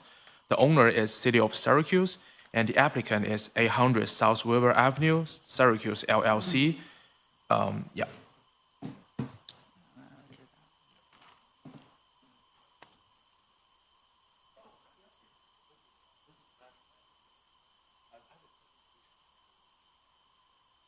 He'd like to put it in his drive into one of the ports. We need Eric or Giton? Well, we've got Giton. It's not us. It's the Notice that none of us are going to touch that. We were a little late. Going to Albany's. Oh, it's touchscreen? You didn't tell me it was touchscreen. Oh, I could have figured it out. Wonderful. Given that there's only 3 people in the room who can work it. Well, maybe 4. I think Noah could too. I bet you could do that too. Thank Yeah. you for doing double duty. I appreciate it. Thank you so much. Hi, everyone. Thank you for staying late today. I really appreciate it. Oh, wonderful. My name is Eli Sands. I'm a landscape architect with SWBR in Troy, New York. Our address in Troy is 283 River Street, Troy. I am here on behalf of the developer and design team for 800 South Wilbur project. Today we are here to present our master plan with the intent of getting a secret declaration and also to discuss about the proposed rezoning. Here today, besides myself, is Joe McNinch, project architect and project manager for SWBR. We also have Lowell Nemitz from Housing Headquarters, one of our partner developers. We have Jim Wanzer from the Albanese organization. We also have Shane O'Connor from TDK, who is our civil engineer. Additionally, we also have from the city, who are partnering with us on this project, Eric Enos and Bill Perrine from CNS, who is the civil engineer for the city. So we had the whole team here. Can you go to the next slide? So today, our intention is to present to you the master plan review of our project at 800 South Wilbur. During this presentation, I will first give a brief overview of the site context and the existing conditions, and then I will give an overview of the overall development package for the master plan, and then I'll go into the additional phases and explain what the intention is for building this out throughout the future. Can you go to the next slide? So you may remember this if you reviewed our master plan application. This is the existing neighborhood conditions. So our site is located on the west side of Syracuse, right off of South Wilbur Avenue, next to the zoo. The former conditions of this site was an existing derelict state hospital. Currently, it's actually being demolished right now for this project. As you can see on this photo, the site context here, it's a fairly large green space, about 40 acres, a little less than. And contextually around the neighborhood, we have the zoo to the sort of northwest of the page. And then in the surrounding neighborhood, you can see some of the photos that we have a very residential feeling. And what our intention is for this master plan is to extend that neighborhood into this new development and not just create our own, but really integrate it into our community. Next slide. Here's a little bit more zoomed in detail for the existing conditions currently at the site. So you can see on the upper right there's a current curb cut onto the road, and this is a main entry drive that entered a lot of people onto the property from South Wilbur. There's also a secondary access drive that's a little bit hidden right now, but right off of Seymour Avenue. So there's currently 2 existing curb cuts on the site. And right now, the city has been responsible for the demolition of the building, and currently that's going on right now. You can go to the next slide. So now we're going to start briefly overview sort of the large-scale idea of this master plan. So the intent is to create a new residential neighborhood on this site with townhomes, multi-unit buildings, and then also a light industrial area as well to allow some multi-purpose usage on the site. We're also going to be giving about 7 or so acres or 7.9 acres to the city of Syracuse to maintain for open space and green space connections. The development is a 4-phase development. It includes 510 approximate units, which accounts for about 450 of those being apartments and 57 of those being townhomes. There's also going to be a new ring road design with a streetscape that has been designed from feedback from the city. And additionally, we're going to be including site amenity spaces such as parks, playgrounds, and open spaces. Additionally, there's going to be a variety of markets that are also going to be a part of this master plan. Phase 1 is going to be all affordable, but future phases will include market rate and senior living housing as well. And so if we can go to the next slide. So as we said, this is a private-public partnership with the city of Syracuse, and it's being led by 2 teams. It's being led by our developer team right now, Albany's organization, HHQ, and it's also being led by the city. And that partnership is really being broken up into 2 scopes of work. The city's scope of work right now is not just the site demolition and prep, but it also includes the design and the building of the ring road, as you can see outlined in the red dashed line here. That includes the widths, the bike lanes, the tree selection. And if there's any questions about that and the sort of building and coordination of that, Bill or Eric can happily answer those questions. I can answer as many as I can, but we have been working on it. So that's what's going on with the ring road right now. Expected construction start is, I believe, in April for next year. Go on to the next slide, please.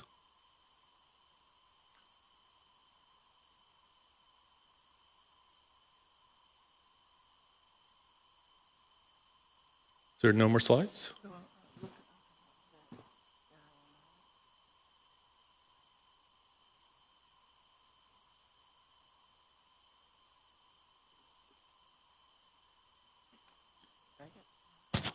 Wonderful. So phase 1. So phase 1 is currently under design right now. We have actually been meeting with the city already to discuss some initial site plan sketch reviews for phase 1. Phase 1 is composed of 2 sort of separate projects. One is the multi-unit buildings, building A and B, and the other are the townhome projects. The townhomes are being led by our developer partner, HHQ, and Albany's organization is leading the larger multi-unit buildings, buildings A and B.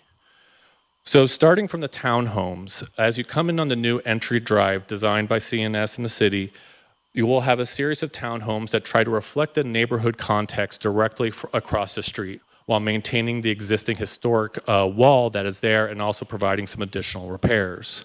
These townhomes will be about 3 stories. They're single unit, and they'll also be home owner occupied. So they're going to be based on affordable ownership markets.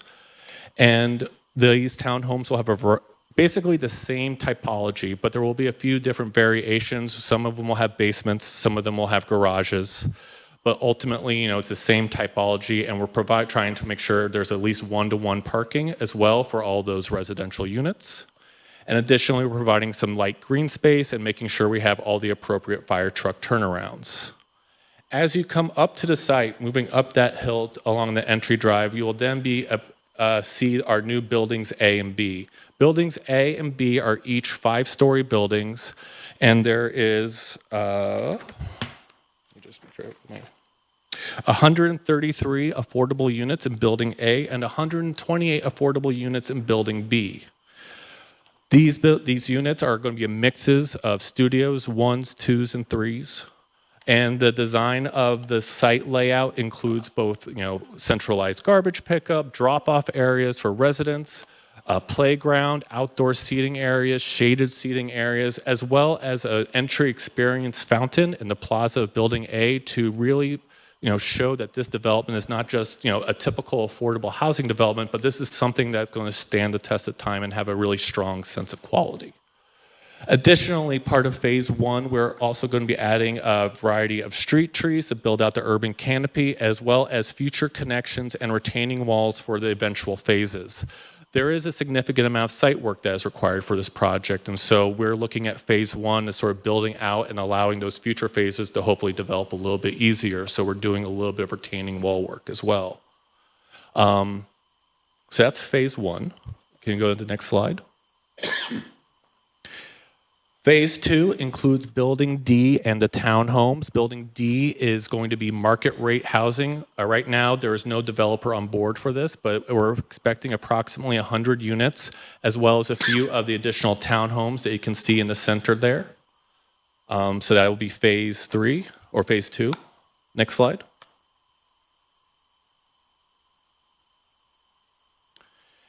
And then phase 3 includes Building C and the remaining townhome build-out. Building C, the anticipated usage will be for senior living, again, about 3 to 5 stories, and we're anticipating about 100 units as well.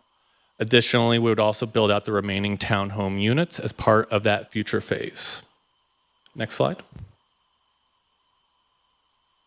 And lastly is the future phase tech industrial light area. So right now, the city, Eric, is currently working with a team to market this property out to potential developers.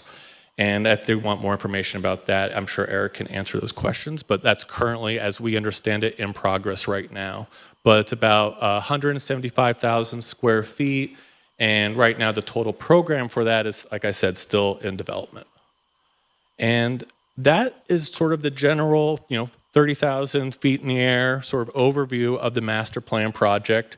We have additional drawings in here if you're interested, but I think that's my presentation, and I think I'll leave it for questions. Okay, thank you very much. Questions for the applicant team?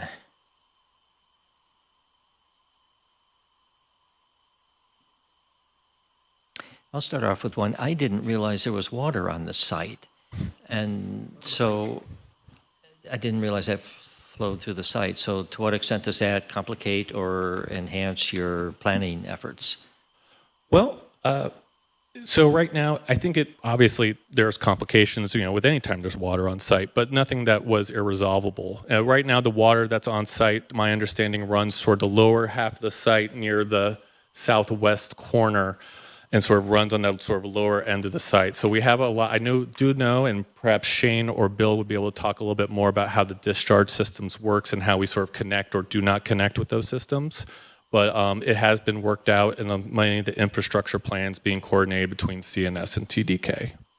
I believe that it's Harbor Creek and its tributaries that are creating the problem. Is that correct? Mm-hmm. Yeah.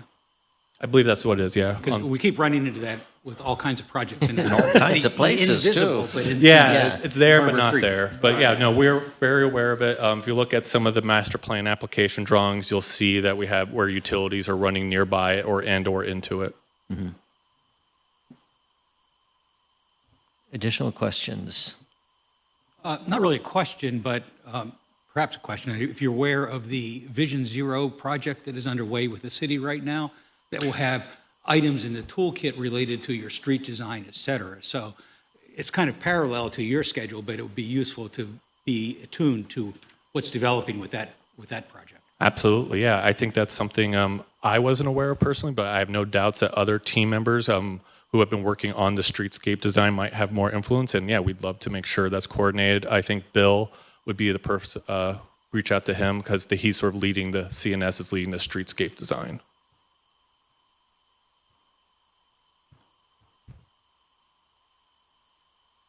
Follow-up, Shane O'Connor, TDK Engineering Associates. As a follow-up to that, the right-of-way design and the street section itself has been coordinated and developed hand in hand with the city all along.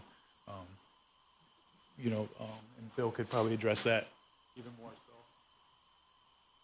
Good evening, everyone. Bill Perrine with CNS Engineers. The primary street, which starts off at 800 South Wilbur, at the top of your screen, runs from there kind of in a diagonal direction to the bottom corner of the screen. That's what we're referring to as the primary street. It consists of parallel parking on one side of the street only, sidewalk on both sides, shared bike lane on the opposite side closest to buildings A and B, and then what we're referring to as a secondary loop road, which kind of makes a horseshoe shape around buildings C and D. That has parallel parking on both sides of the street. Again, sidewalk, no bike lane there, and continuous tree planters throughout the entire site that we've worked with various city departments on.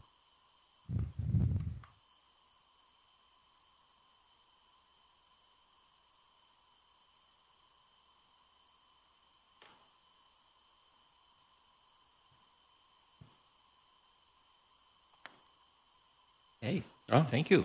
Oh, thank you.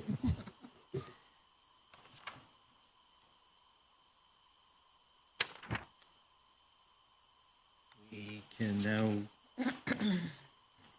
turn our attention to seeker.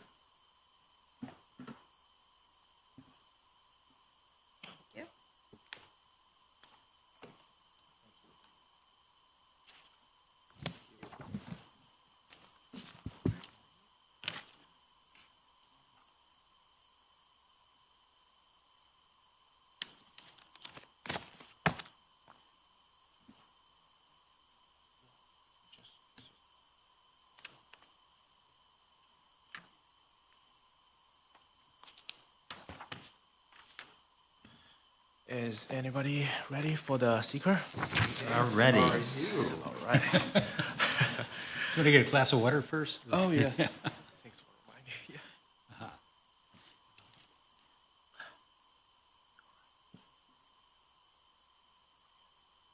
So first, this proposed action will be considered as a type 1 action. So we will go through the full EAF part 2 and part 3. The full environmental assessment form starting on the page 280 has been previewed with the suggestion from the zoning office. I'm going to go through the part 2 of the FEAF, which is an issue spotting exercise, where we'll be discussing if there's any potential impacts that need to be analyzed in more detail in part 3 of the FEAF. There are also documents entitled Reasons Supporting Determination of Significance and a draft seeker resolution provided by staff that you could use if you decide to act on the seeker tonight. Okay, so then the first question is there an impact on the land?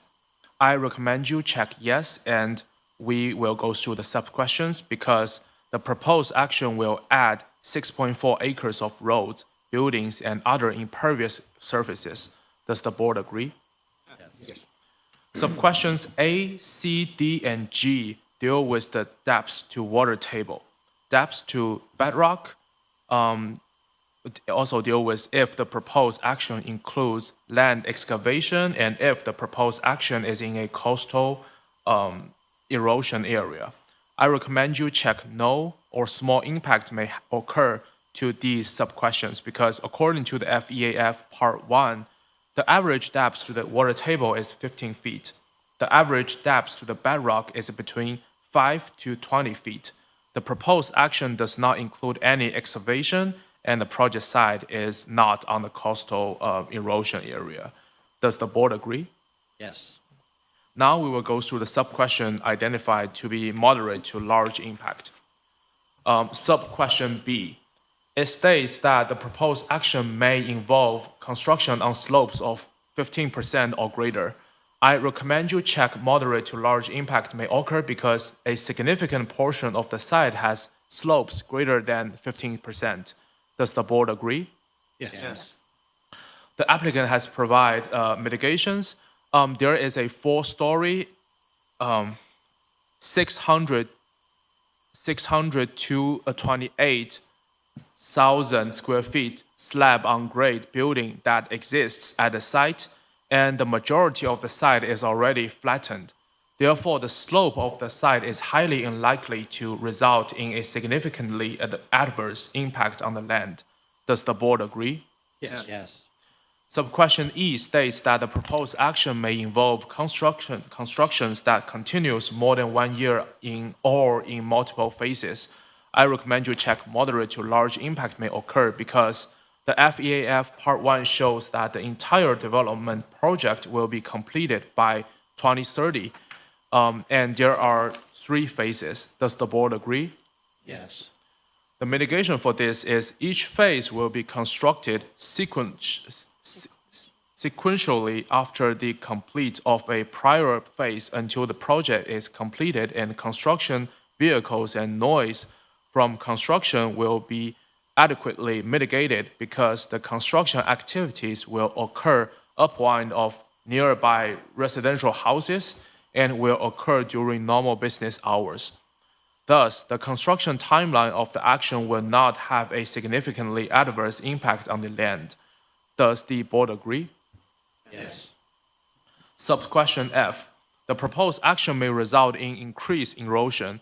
I recommend you check moderate to large impact may occur because there is an increase in the amount of stormwater runoff via sheet flow post-construction. Does the board agree? Yes. The mitigation is New York State DEC and the City of Syracuse stormwater management provisions require new development to treat stormwater runoff. Part of this development projects includes a SWIP, the Stormwater Pollution Prevention Plan, that entails the type of stormwater structures to include subsurface detention basin and detention ponds. And there are detailed erosion and sediment control plans for during and after construction. Therefore, the proposed action is highly unlikely to increase erosion to the land. Does the board agree? Yes. Then we go to this question 2 about is there a impact on geological features? I recommend you check no because there are no unique landforms on the site. Does the board agree? Yes. The third question is there a impact on the surface water? I recommend you check yes, and we will go through the subquestions because the proposed action is within 680 feet uphill of the Harbor Brook. Does the board agree? Yes. Subquestion A, B, C, E, F, G, I, J, and K relate to whether the proposed action will create a new water body, increase or decrease surface area of any water body, if dredging is involved, if the action will cause turbidity from upland erosion, construction of an intake for withdrawal of water from surface water, construction of an outfall for discharge of wastewater to surface water, siltation to receiving water bodies, or expansion of existing wastewater treatment facilities. I recommend you check no or small impact may occur to each of these sub-questions because the first one is no new water bodies will be created. Harbor Brook will not be increased or decreased in size due to the project. No dredging will occur during the project. Erosion is highly unlikely to occur with the proposed stormwater management facility as shown in the SWIP. No portable water in the city of Syracuse can come from surface water and must come from municipal water. Wastewater will connect to the existing sewer lines. The stormwater runoff is required to be treated and slowed before flowing into a water body. And the proposed action will not create the need for an expanded wastewater treatment facility. Does the board agree? Yes. Subquestion D states that the proposed action may involve construction adjoining the banks of any water body. And subquestion H states the proposed action may cause soil erosion or otherwise create a source of stormwater discharge that may lead to siltation or other degradation of receiving water bodies. I recommend you check moderate to large impact may occur for both subquestion D and H because the action is within 680 feet of Harbor Brook and has steep slopes uphill of Harbor Brook. Does the board agree? Yes. So the mitigation for it is, although the project site is technically adjacent to the site, there is enough vegetation on the slopes between Harbor Brook and the crest of where the proposed action will occur to absorb the rainwater and stormwater management facility. Oh, I'm sorry. It says the crest of where the proposed action will occur to absorb the rainwater. And the stormwater management facility will capture all stormwater runoff, which will be treated and slowed before entering into the combined sewer system. Therefore, it is highly unlikely that the proposed action will have an adverse impact on the banks of Harbor Brook. Does the board agree? Yes. The following question is there a impact on the groundwater? I recommend you check no, because there is an existing water service from the City of Syracuse Water District, and groundwater in the City of Syracuse is prohibited from being used for public drinking water. Furthermore, New York State Department of Environmental Conservation, DEC, states that pollutant discharge states that pollutant discharge elimination system general permits are requires all stormwater to be treated before entering a water body, both during and after construction. Does the board agree? Yes. The question 5 is there a impact of flooding? I recommend you check yes, and then we will go through the sub-questions. Because the proposed action includes development on lands uphill from Harbor Brook, which is within a floodplain. Does the board agree? Yes. Sub-question A, C, E, and F ask if the proposed action will be in a designated floodway in a 100 and 500-year floodplain, if the proposed action will change floodwater flows, or if there is a dam located by the site. I recommend you check no or small impact may occur because the proposed action in uphill from Harbor Brook and the stormwater management facility, and also the added tree plantings on the site, according to the SWIP, will improve the peak water discharge. And also because the peak discharge rates will be less than the existing condition as shown in the table 4 and 5 of the SWIP.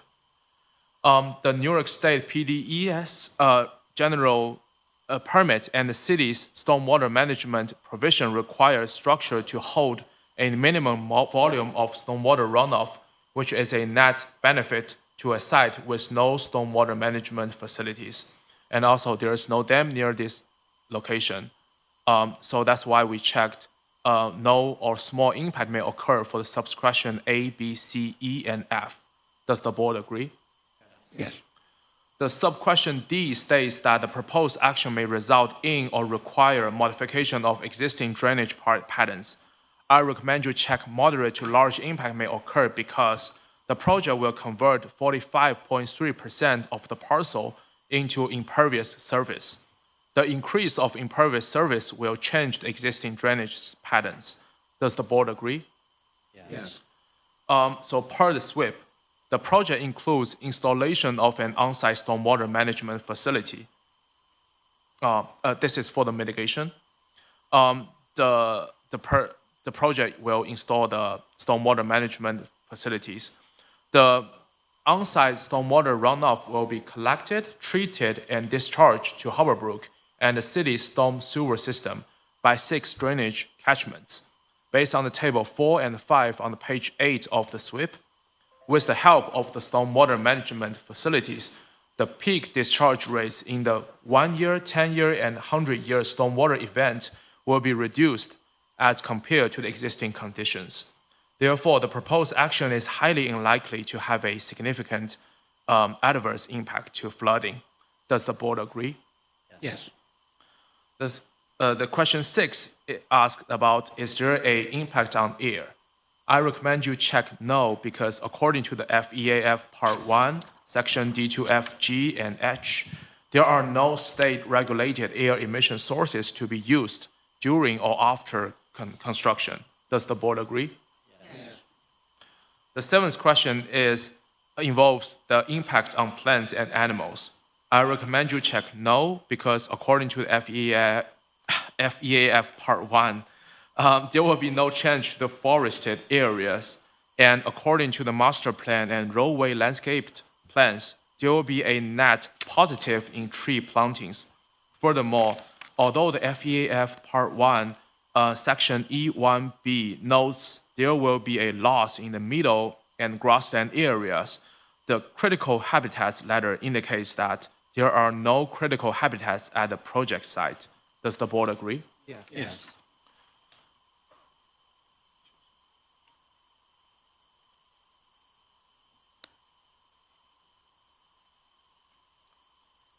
The 8th question is about the impact on agricultural resources. I recommend you check no, because the city of Syracuse is in an urban area and there are no agricultural resources at the project site. Does the board agree? Yes.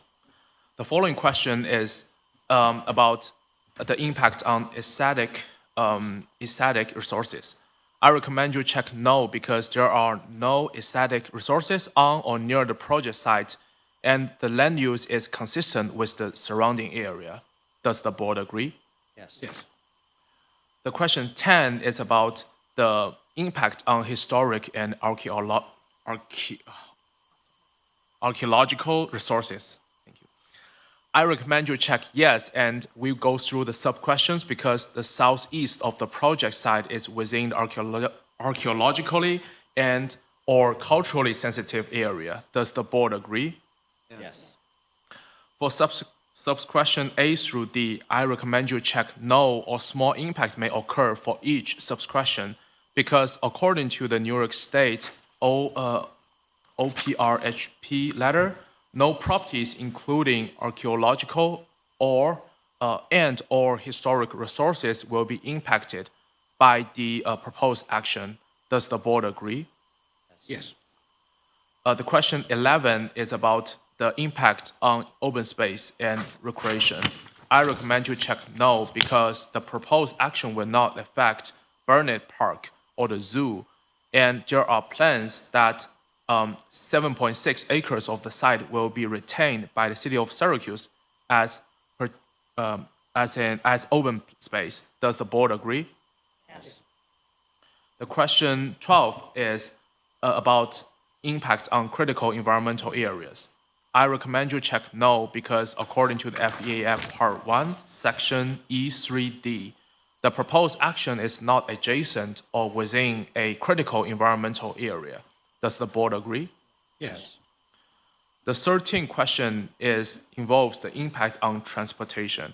I recommend you check yes, and we will go through the sub-questions because the proposed action may result in a change to the existing transportation system. Does the board agree? Yes. Sub-question A, C, D, and E relates to whether the projected traffic will exceed capacity of existing road network. If the proposed action will degrade existing transit access, if the proposed action will degrade existing pedestrian or bicycle accommodations, if the proposed action may alter the present pattern of movement of people or goods. I recommend you check no or small impact may occur to these sub-questions because according to the traffic impact study, existing traffic volumes within the study area are within the capacity of the roadway during morning and afternoon peak hours. And the project will not change the level of service at the study intersections. Does the board agree? Yes. Yes. For subquestion B, the proposed action may result in the construction of paved parking area for 500 or more vehicles. I recommend the board check moderate to large impact may occur because the number of parking space exceeds the numerical threshold of 500 parking spaces. The mitigation for this is the street trees drawings show dedicated bike lanes go through the new proposed roads with a complete street configuration, a street configuration, thus laying the infrastructure for multimodal transit options. The master plan shows that the stormwater management facilities will be located under the parking lots as well. Therefore, it is highly unlikely that there will be a negative adverse impact to the transportation. Does the board agree? Yes. The question 14 is... Excuse me. Yeah. Before we go on to question 14, in question 13, I just had a question that possibly could fit under F for other impacts. Looking at the number of units that are going to be up there, I don't know how that translates into the resident population, but it does seem to me it's conceivable there maybe have to be some adjustment on bus routes, schedules, or frequency of service. So I was just wondering about that. That might be something we could add to F under other impacts as no or small impact.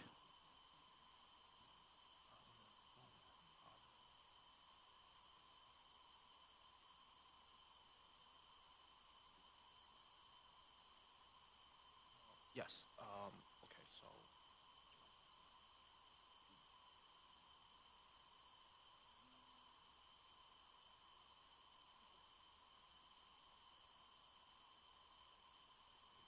we can add that to the analysis. Okay. I mean, I'm putting it forward as a question because that can be brought up in other ways, but it does seem relevant to this section of seeker. Yes. I think what you're trying to say, Commissioner, is that because of the number of units that there will be possibly some impacts created to transportation systems or public transportation systems, you'd like to see that as an other impact, and we can add that to the... Yes, correct.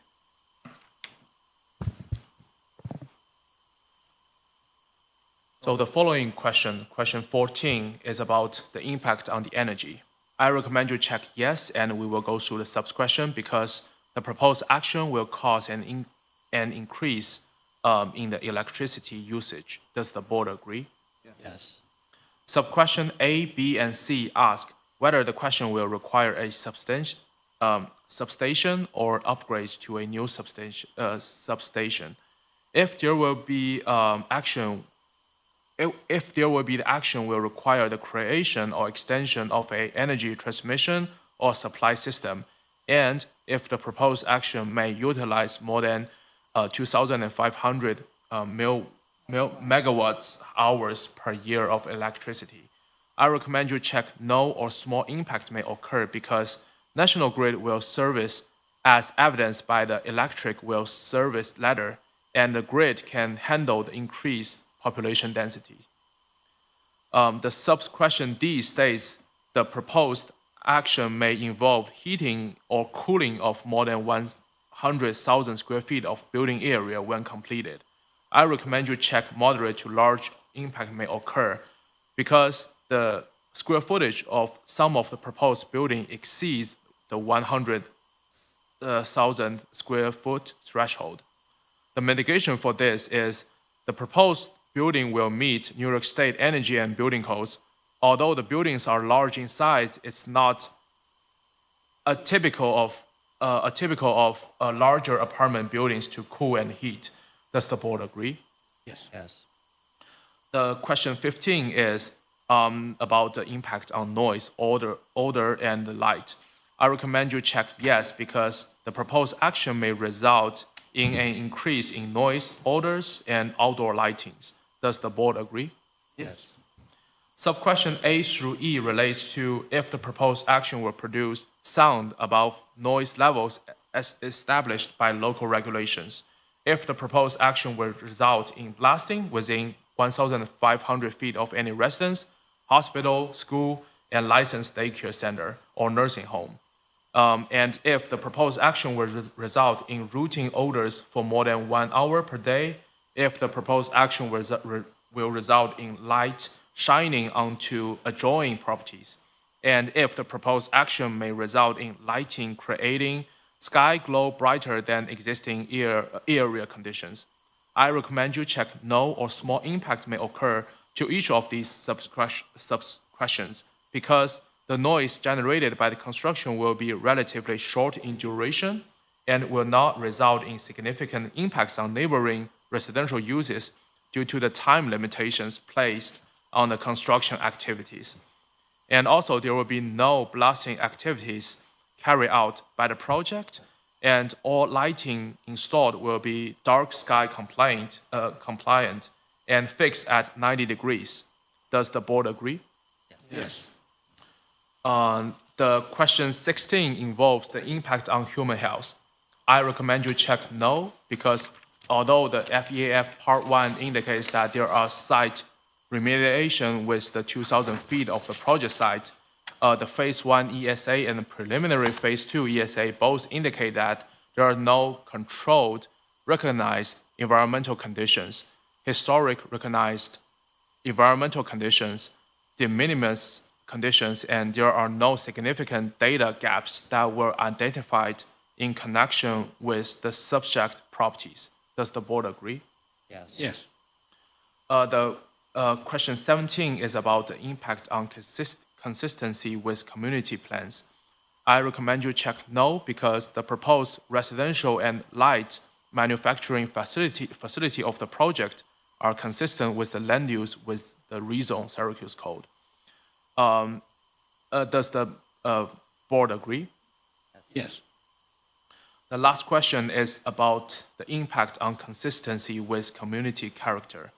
I recommend you check no because the building that exists at the project site was a 4-story, 828,000 square feet building with an institutional land use, and the proposed project will convert the institutional land use that was vacant for many years to a predominantly residential land use indicative of the west side neighborhoods.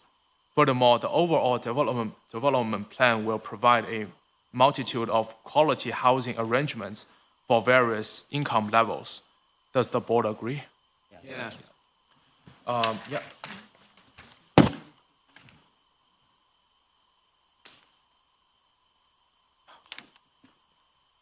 So that's the end of the seeker analysis.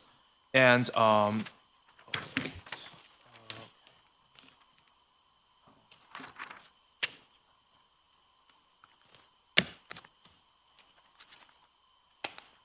So our seeker action is completed on this, MASPR 2438. And we will be considering other phases of this project at subsequent meetings.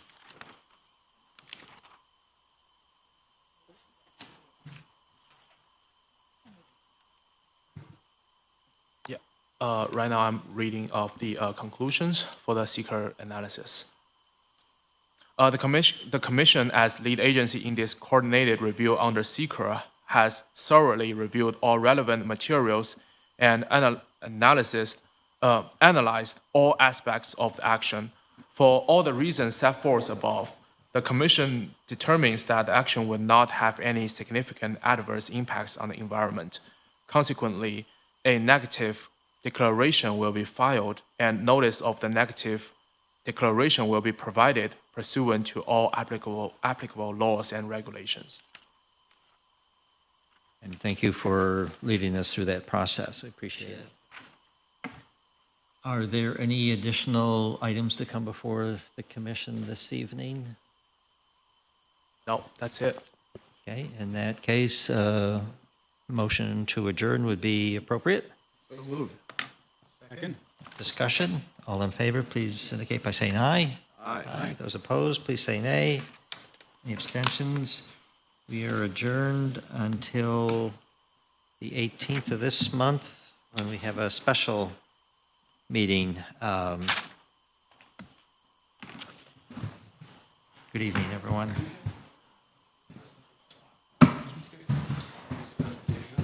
You digital copy?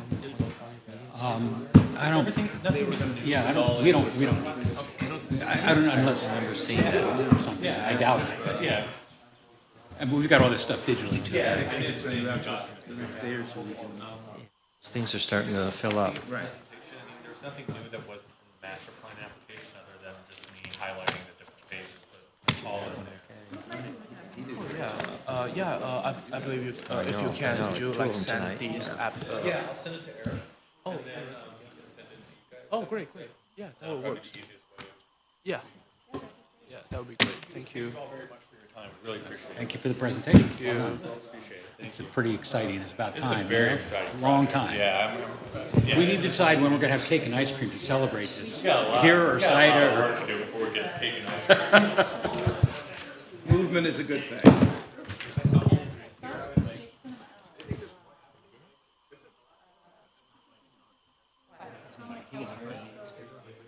Yes. Yeah. That's on the interview. Do you recall his name? Okay. I we've met him 3 times and I can't. I mean, I have name problems. I have all my life, but as I age, I get, that's one thing that's clearly getting worse. Yeah. You can't remember anything about it. Tuesday. And then every 3 weeks thereafter, there's 3 Tuesday meetings.